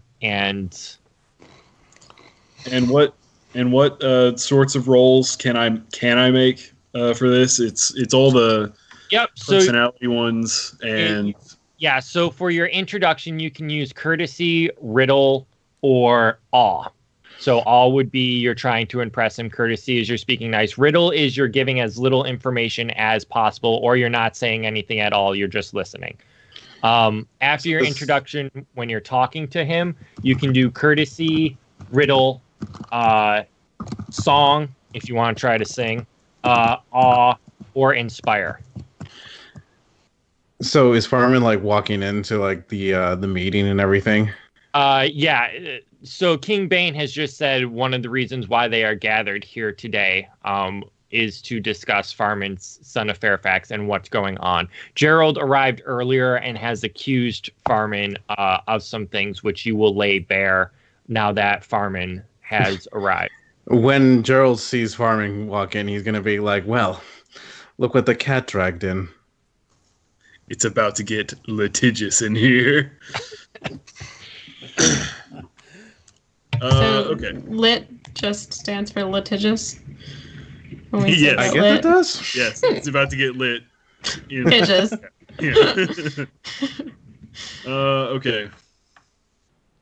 So, Dave. Last question, mechanics-wise, do I need to introduce myself? Yes. Okay. Yeah. I mean, you don't have to introduce who you are, but this is setting the tone for how you're talking to him. Right. Okay. Yeah. So Farmon walks in to the great hall of King Bain, surrounded by his sycophants, his courtiers, his advisors, and various lookers-on, flanked on either side by an armed guard of the royal court, and he is Raven's with him, right? So Raven is also. Yes, Raven is with him. And Raven can see that, like she might have noticed while he was giving his speech in the square, he's shaking. He's going to great effort to control his breathing and to maintain his composure. But he looks around slowly, meeting several faces in the crowd, sizing the room up, deciding how things are, and then he, in the traditional style of Dale, offers a low bow to the king and says, "My king, thank you for agreeing to an audience with me. It's been long years since last we spoke, and I'm honored to have been granted this this courtesy, especially on such short notice. I believe I bring news and counsel that you are in desperate need of. I hope that you will listen to my words and consider them as wisdom and prudence, I believe, dictates. And I'll roll courtesy for this. If I can. Hey, pretty good. Yeah. He nods as you introduce yourself, and he says, "Farmon, there have been some accusations.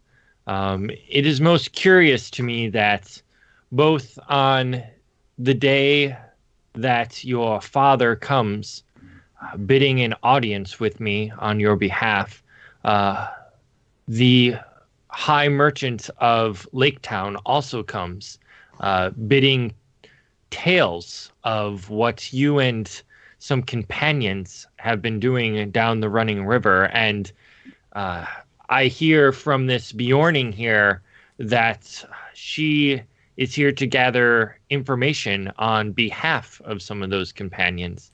Tell me, what exactly has been going on? And are these accusations that High Merchant Gerald have spoken true? Have you killed the leader of New Rune? And are you partaking in some witchcraft?"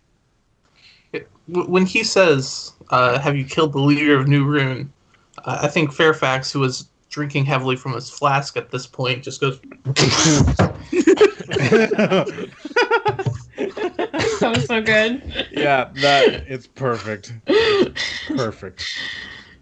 At the suggestion of witchcraft, Farmon nearly imperceptibly smiles, as if at some private joke. This But isn't then a he funny says- matter. Gerald pipes up, seeing that this isn't the funny matter. He says, Gerald, I did not see you standing there in How the can- shadows as you were when first I entered this chamber. Yes, you are But it's- rather short-sighted. I can forgive that. It's not the first time I've seen you recently. I saw you on the docks at New Rune from the weary traveler across the water as you unloaded your barge and certainly sought to speak with Talahir. I have no doubt you've told some of the truth to the king. I also have no doubt you've told many lies. I feared my delay in the forest north of New Rune would prevent me from bringing news of your treason to the king before you had time to come and wag your serpent's tongue in his ear. The accused making accusations. How cute. My accusations are true, for I'm a loyal servant of the king, where you are an ambitious upstart. My king. Fairfax has finished his first flask and is starting on the second. My king, I know not what lies Gerald has told you in my absence, but I'm here now. Yes, I was part of the party that is responsible for the death of Talahir, but I wonder if you know the nature of that man. If a man he truly was, for I saw him to be a servant of shadow, such that chilled my blood and chilled my bones, or chilled my blood, and yeah, he says such that chilled my blood. Farmon is more eloquent than I am. What does Bain respond? He looks at each of you in turn and he says, I will hear you both lay your case, and then I will act from there, though I have had other accusations made this day. However, for now in this case, I will hear what each of you has to say concerning what happened in this town of New Rune, which, and he kind of shoots a glance over at Gerald, I was not aware of being run separately from those, from the ruling, he says, of Dale. Okay. All right, one more time. I should really write this down, Dave. I apologize. During the interaction, it's persuade. There's a handy little handout in Roll20. Oh, you're right. I forgot about that. Oh, man. See, Dave, you're on top of things. You got all this stuff done, and I am just missing it. I apologize.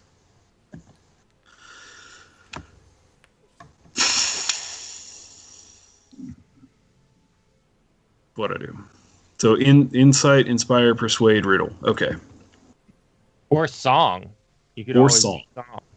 Yes. Yeah, song is down there. That's right. Okay. So, Farmon will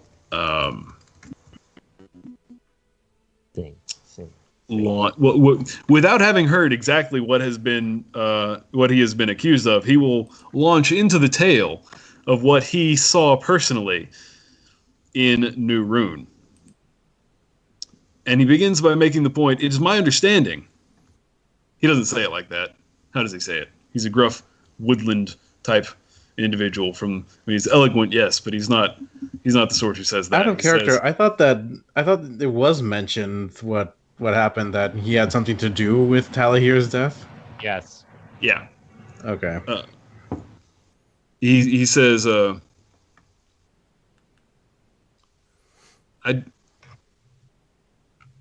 I know not when the city of New Rune was established, but I was told by one who would know that it was established. And Dave, correct me about this, but New Rune was established by settlers from Laketown, right? It wasn't one of those. Or Yeah, it was. It was one of the four. It was one of the Right. 4 cities established by Laketown. Right. Okay. Just want to get that straight. So he says, I was told by one who would know that New Rune was established by a party of settlers, colonists from Laketown. By right, your subjects, my king, but sent in secret by Gerald or some other masters, or perhaps all of the masters of Laketown, to establish colonies on behalf of Esgaroth without your knowledge. He shrugs and says, I don't know what led them to this folly, but they achieved it. 4 towns now stand on the banks of the river on the way to Rune to intercept the trade, which should rightly be yours, be here in Dale. They hid this from you. That in itself should bring Gerald's case into question, should it not? Indeed. There was never any mention of this, though there were some peculiar items I've noticed being sent up from Esgaroth as of late. We weren't quite sure where they were coming from, but it seems that they have established a trade route, as you said, and he kind of glances at Gerald at this. Let's see. So I need Gerald to actually does- get some. Go on. Then Gerald does the Cersei glance. All right, I need to get some rolls in here. We've established the facts. This cannot be be denied. But I feel like I should get a persuade in here somewhere. Yeah, go ahead. Well, I would like to attempt to persuade the king. I'm just gonna make some charges about Talahir, and I'm gonna make a persuade roll to see if the king believes me when I say all of the stuff. You do have shadow lore. I'm just going to point that out, which would allow you to connect the dots of what is happening. Oh, really? Yes. So shadow lore allows you to connect the dots of everything that was happening. So you would know. Well, do I need to spend hope to invoke that trait, or how does that? I forget the mechanics. You can that trait I will allow you to invoke because you lived everything that happened. So you can just invoke that trait and be able to lay plainly what was happening. And that'll count as a success. That will count as a success, yes. I'm gonna do that. I'm gonna do that thing. Actually, here's the thing. Can I roll? Can I game it, and can I roll persuade? And then if it fails, just feel like no, never mind. Yeah. You can roll to try and fill in the third dot at any time, even if you invoke a trait. So I'm just gonna invoke the trait and get my thing. So there's a success. Farmon will launch into an analysis of Talahir, who he presents as the dubious and obviously wicked creature that he was. A servant of the shadow in some way, though to what degree, perhaps indetermined, but who had fortified the city of New Rune, which was established by Northmen, settlers from Esgaroth, subjects of the king. He had garrisoned them with Easterlings, foreigners from afar, where he was building stockades or palisades and dockworks and everything necessary to stage to host a large army. And he says, "Oh yes, well, clearly, preparations I saw with my own eyes were underway to host a much larger force, and I can only guess to the purpose of such a force, but to attack at us here in the north or our allies in Dorwinion." Upon you saying all this, he turns to Gerald. Gerald, yeah. Gerald.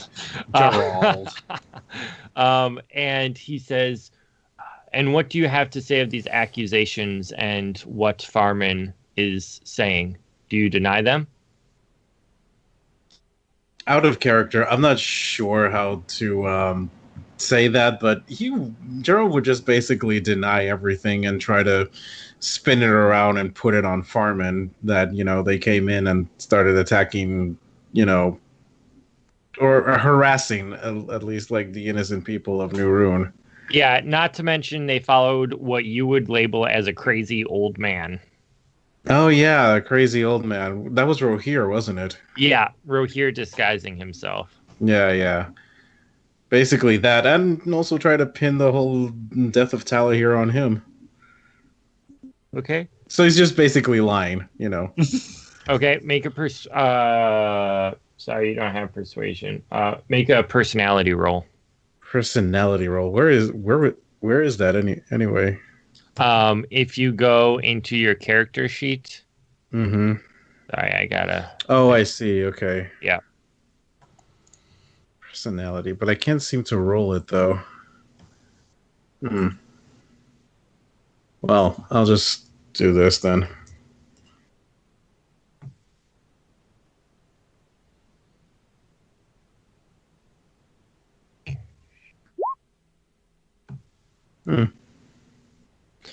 You're pretty convincing of. That's weird. Why did it? I don't know. You're pretty convincing of your tale, and sorry, I'm trying to figure out why it didn't work. Oh, look at that. And the King Bain kind of looks at the two of you, and he says, even if it is Farmon's doing and his companions, as you say, I cannot overlook the fact that these towns were established without my consent, without my knowledge, while Esgaroth has the rights of the high merchants to look after it and rule it. I am still the rightful king of those who live on the lake, just as I'm forgetting King Bain is the rightful king in Erebor. There will be punishment for the decision that you have made here. Farmon, what you have said much about Talahir, but what does Gerald have to do with any of this? Farmon looks at Gerald with a hard look, one that is searching for any sign from that snake. Fairfax is on his third flask. And he's gonna be passed out drunk by the end of all of this. Yeah, just like that.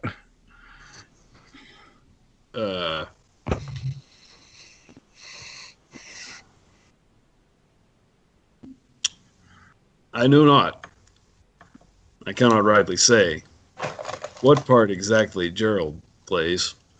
If he's the knowing conspirator, one with truly wicked intent, or if he's merely a hapless rube, fooled by false promises and his own foolish ambition. But he must be blind. From where he was standing on the docks when last I saw him,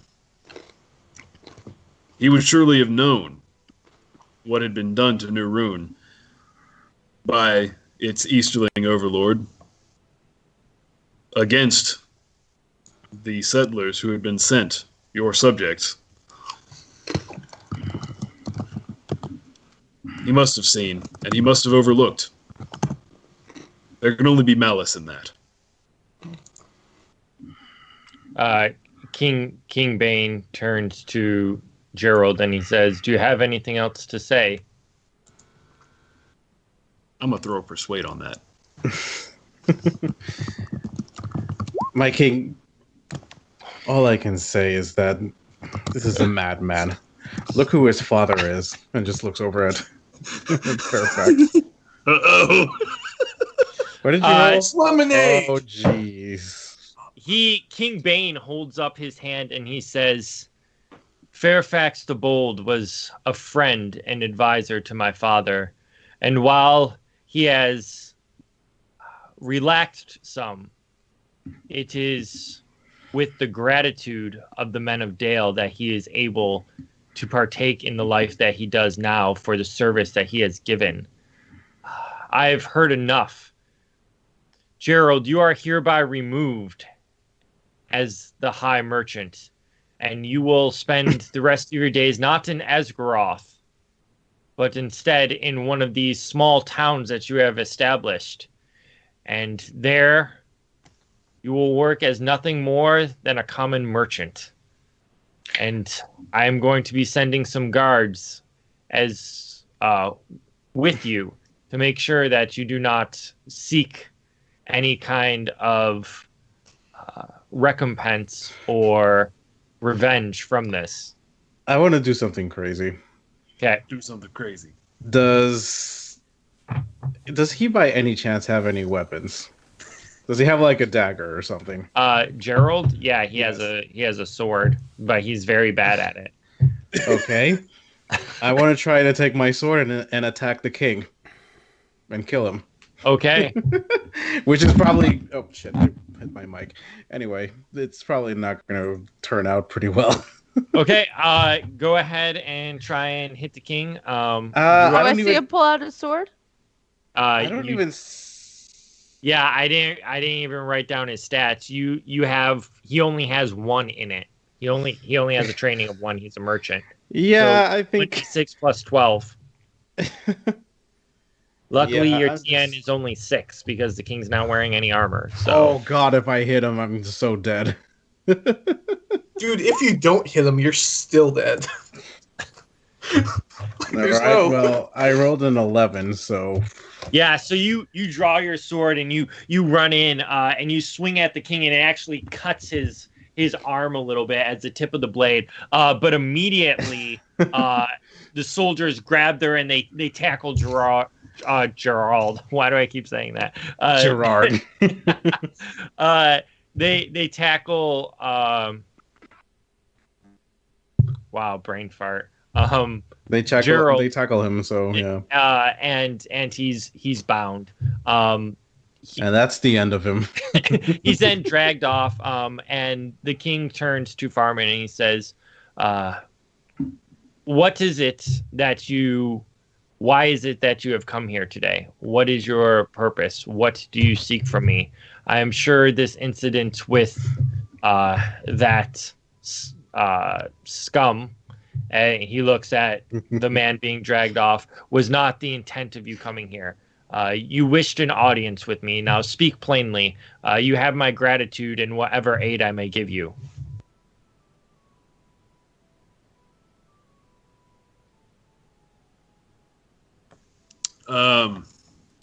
He's just like, oh, well, okay.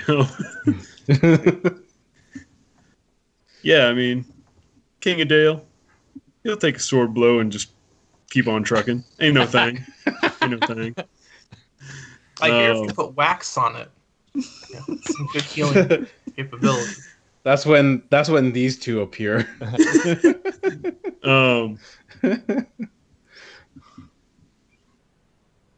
Farmon says, "My king,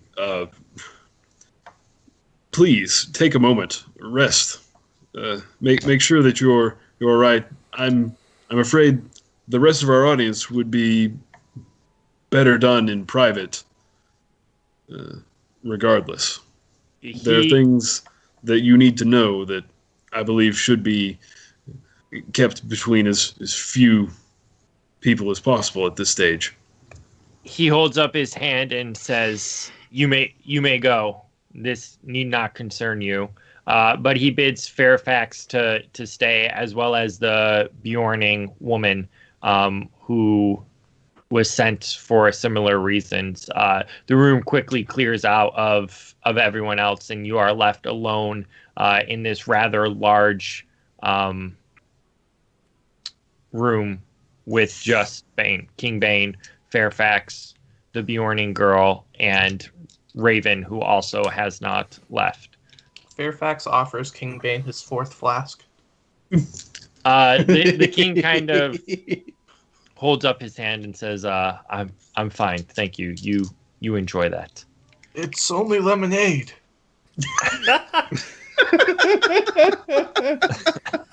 It's lemonade, but it's got a kick to it. Yeah, It's kind of hard. he shakes his head. I was going to say, it's the first Mike's Hard Lemonade, guys.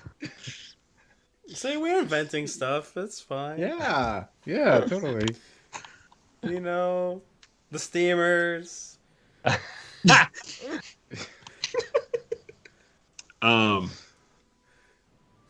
The soakers. The stones. Sorry, there's a little bit of an... Sorry. Oh, I know. You watched that? For those who don't I know, listened to a good chunk, yeah. Nate's character in my game decided to start in half sauna multiplex in Bree. I dig it. Okay, let me tell you the name. Well, I want to. Well, okay, hold on. First off, my character's name is I. You should know that. You should know that for the title. And so I created a place, or at least this part of the place is named Eyes, Steamer, Soaker, Stones.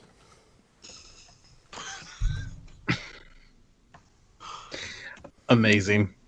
Oh, I like the Anyway. abbreviation in particular. actually, I didn't even think about that. We'll there start any thinking chance- about that.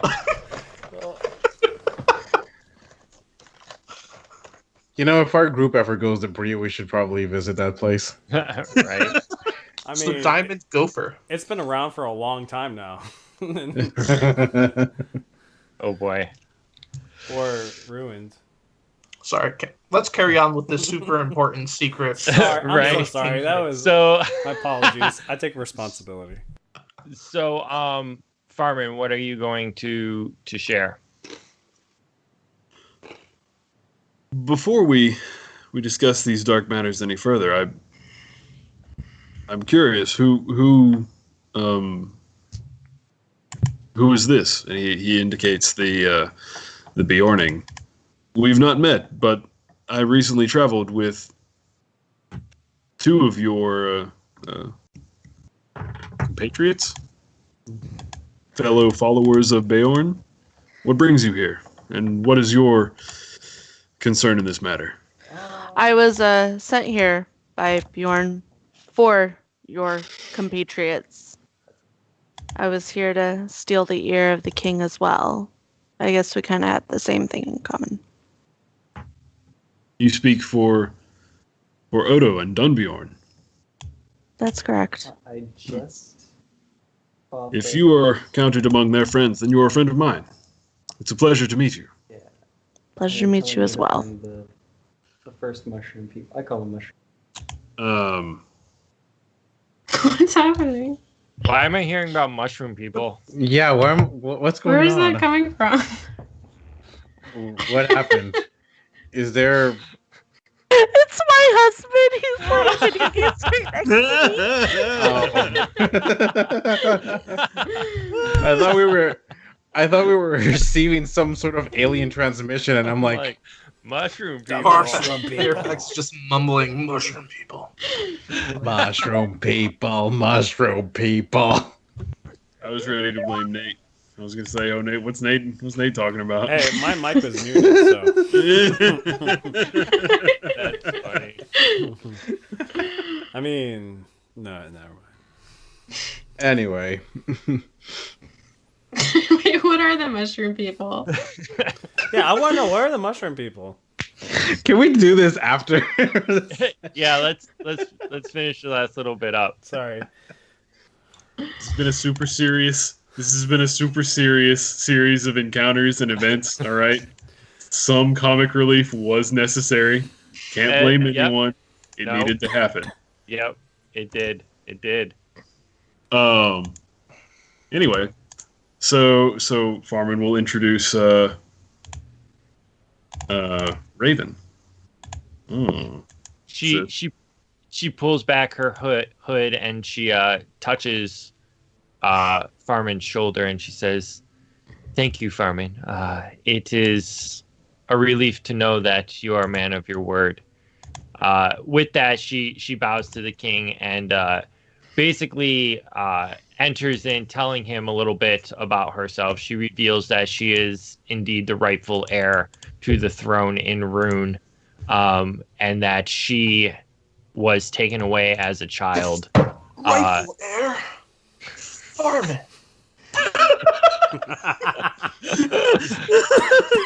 Oh my god. She shares in brief form her tale of being taken to Gondor and being raised there in secret, and then turning to everyone, bids them to keep this silent as the shadow is hunting her, as she is one of the last of her line. She then asks the king for any aid that he can give them in traveling to the east and helping to continue stop whatever is happening there. And then to end it, she recites the prophecy that Rohir had first quoted about the group, saying that the prophecy is indeed being fulfilled, and that is why she has come here and why Farmon is still needed. Farmon's just standing there like, I did a thing. I imagine Fairfax is like, why aren't you dating her? Fairfax is just like...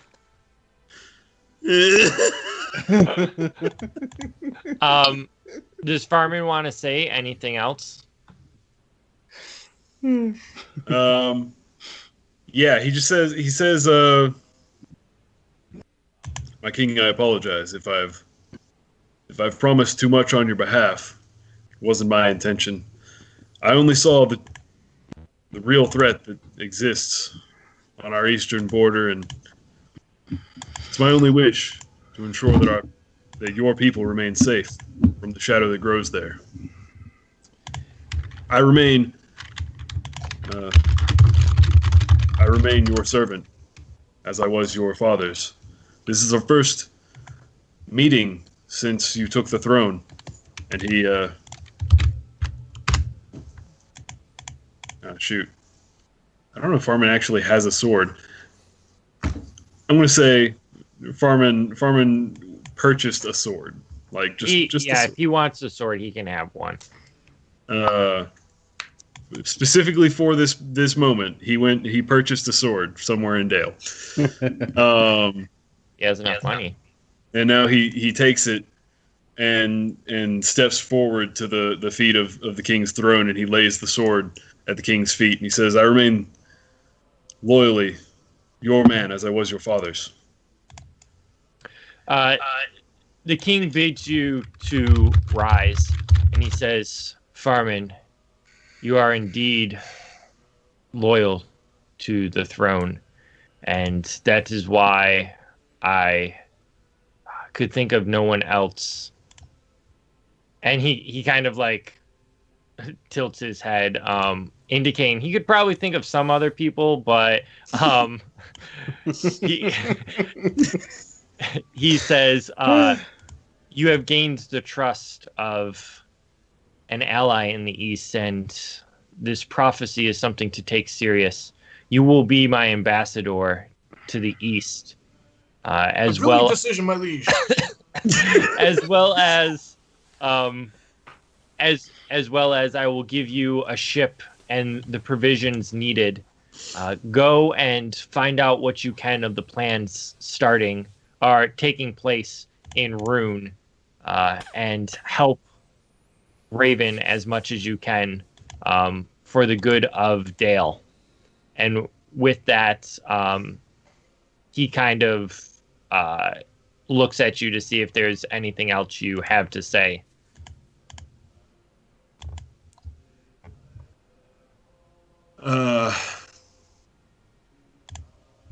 He's from the kneeling position. He bows low again, and he retrieves his sword and places it in his scabbard, and he says, I will execute your will on our borders, my king. I shall ensure that our people remain safe to the best of my ability. He nods. Go ahead. He says, if I could take a token of your authority to show to all good folk of the North who dwell in those regions that I truly represent your will, it would be a great aid to me. Upon hearing this, he pulls back the cloak that he has on and draws his sword, and kind of flipping it, he hands it to you, and he says, this will be your token, marking that you are my ambassador. Ooh. Dang. He's a little dumbstruck. Farmon hesitates. He reaches out and stops himself mere inches from the hilt. And then, taking a breath, he grasps it and holds it aloft, gazing at his majesty. He says, my king, you do me honor beyond my station. This will certainly serve. I hope only that I can live up to the task and to the position that you've given me. See that you do. And with that, he kind of dismisses you. With that will end our session for tonight. Grimwin, the character who said a whole 10 words tonight. You heard more of my husband than you heard from me. Can we go back to that? Mushroom. Oh yeah, the mushroom people. The mushroom people. Yeah. But I mean, all mushrooms are created equal. Yeah, I imagine. Mention that. So he's this playing is Monster following. Hunter right now, and there's mushroom people here, and that's who he was talking about. Okay, Monster Hunter. Yeah. Heather, I imagine that that Gremlin would have some pretty important messages to carry back to Beorn and to Odo and Dunbjorn and Talia, specifically. Oh yeah. You know, like, oh, it's really good you're here. We need to get the band back together come spring. So here's the plan. That's the goal. Although I'm gonna tell everybody and stuff. It's gonna be great. So You're clear of scary people. So next week is Honey Heist. We have been on a 5-week hiatus from you guys playing your characters and in the party together, I think. So Yeah. But it's been great fun though.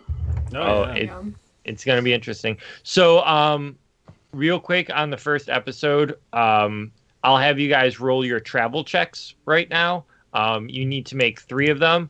As well, I'm going to... Obviously, your characters will most likely not be starting together. I am going to describe briefly what your characters look like, and that is the point in which you guys can start role-playing and talking at that. So if I describe 2 elves...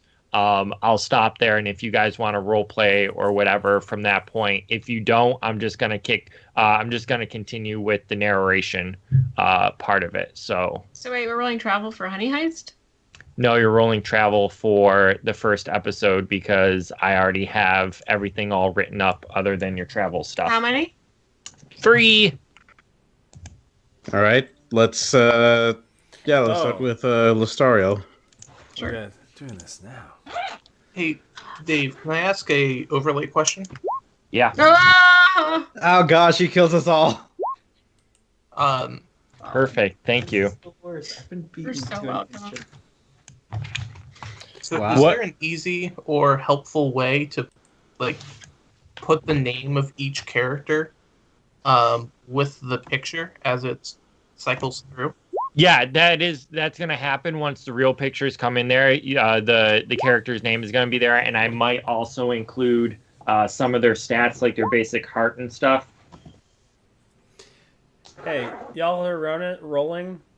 Oh wait, we're not all together. If Yeah, anyone we're rolls kinda rolling. if anyone rolls that's with me, make sure to subtract your wisdom to your travel TN. But anyone who's not with me will. Sorry.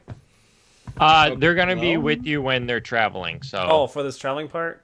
Yes. Okay, then yeah, everyone subtract your wisdom from the TN, and that's what your new TN is.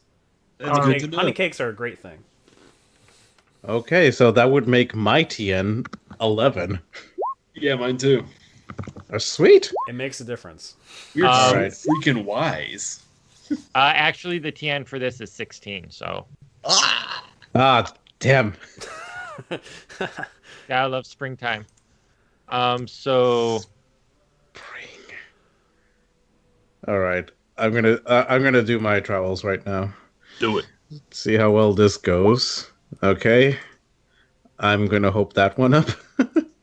Does our travel fatigue start from 0? Considering Your travel fatigue. Ooh.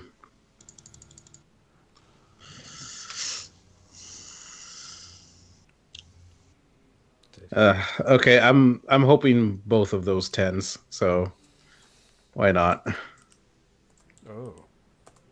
Damn it. Well, Also, I pass all my TNs.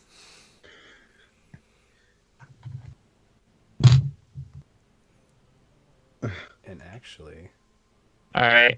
We need Izelle. I'm not gonna lie. Right now, I'm just looking for eyes.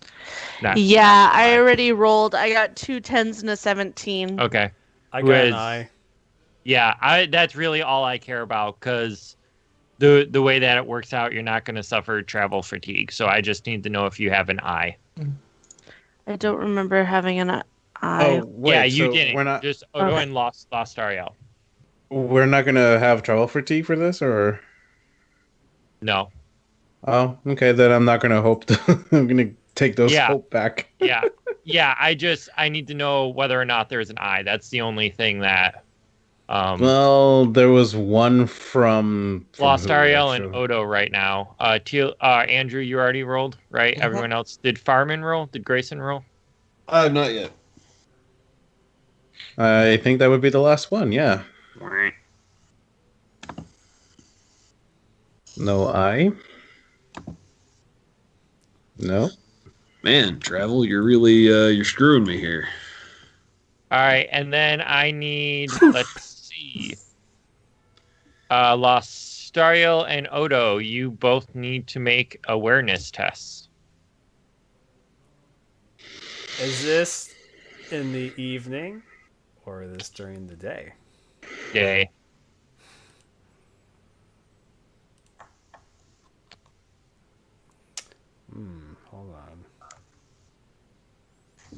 Hold on.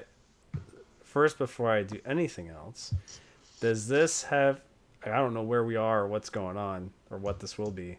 Does it have anything to do with orcs, or is it anything orc related? Is it anything beast related? This has to do with your role as a lookout. Yes, but I'm saying, like, what am I looking out for? Because if it's orc related, No, it's not. beast related, No, we're not in the Anduin area. no. Okay, I'll hope it then. Okay. That's my process. So now that's a what I roll? That's a 20 now. Okay. Quill, are you going to take the 10? Okay. Excellent. That's interesting.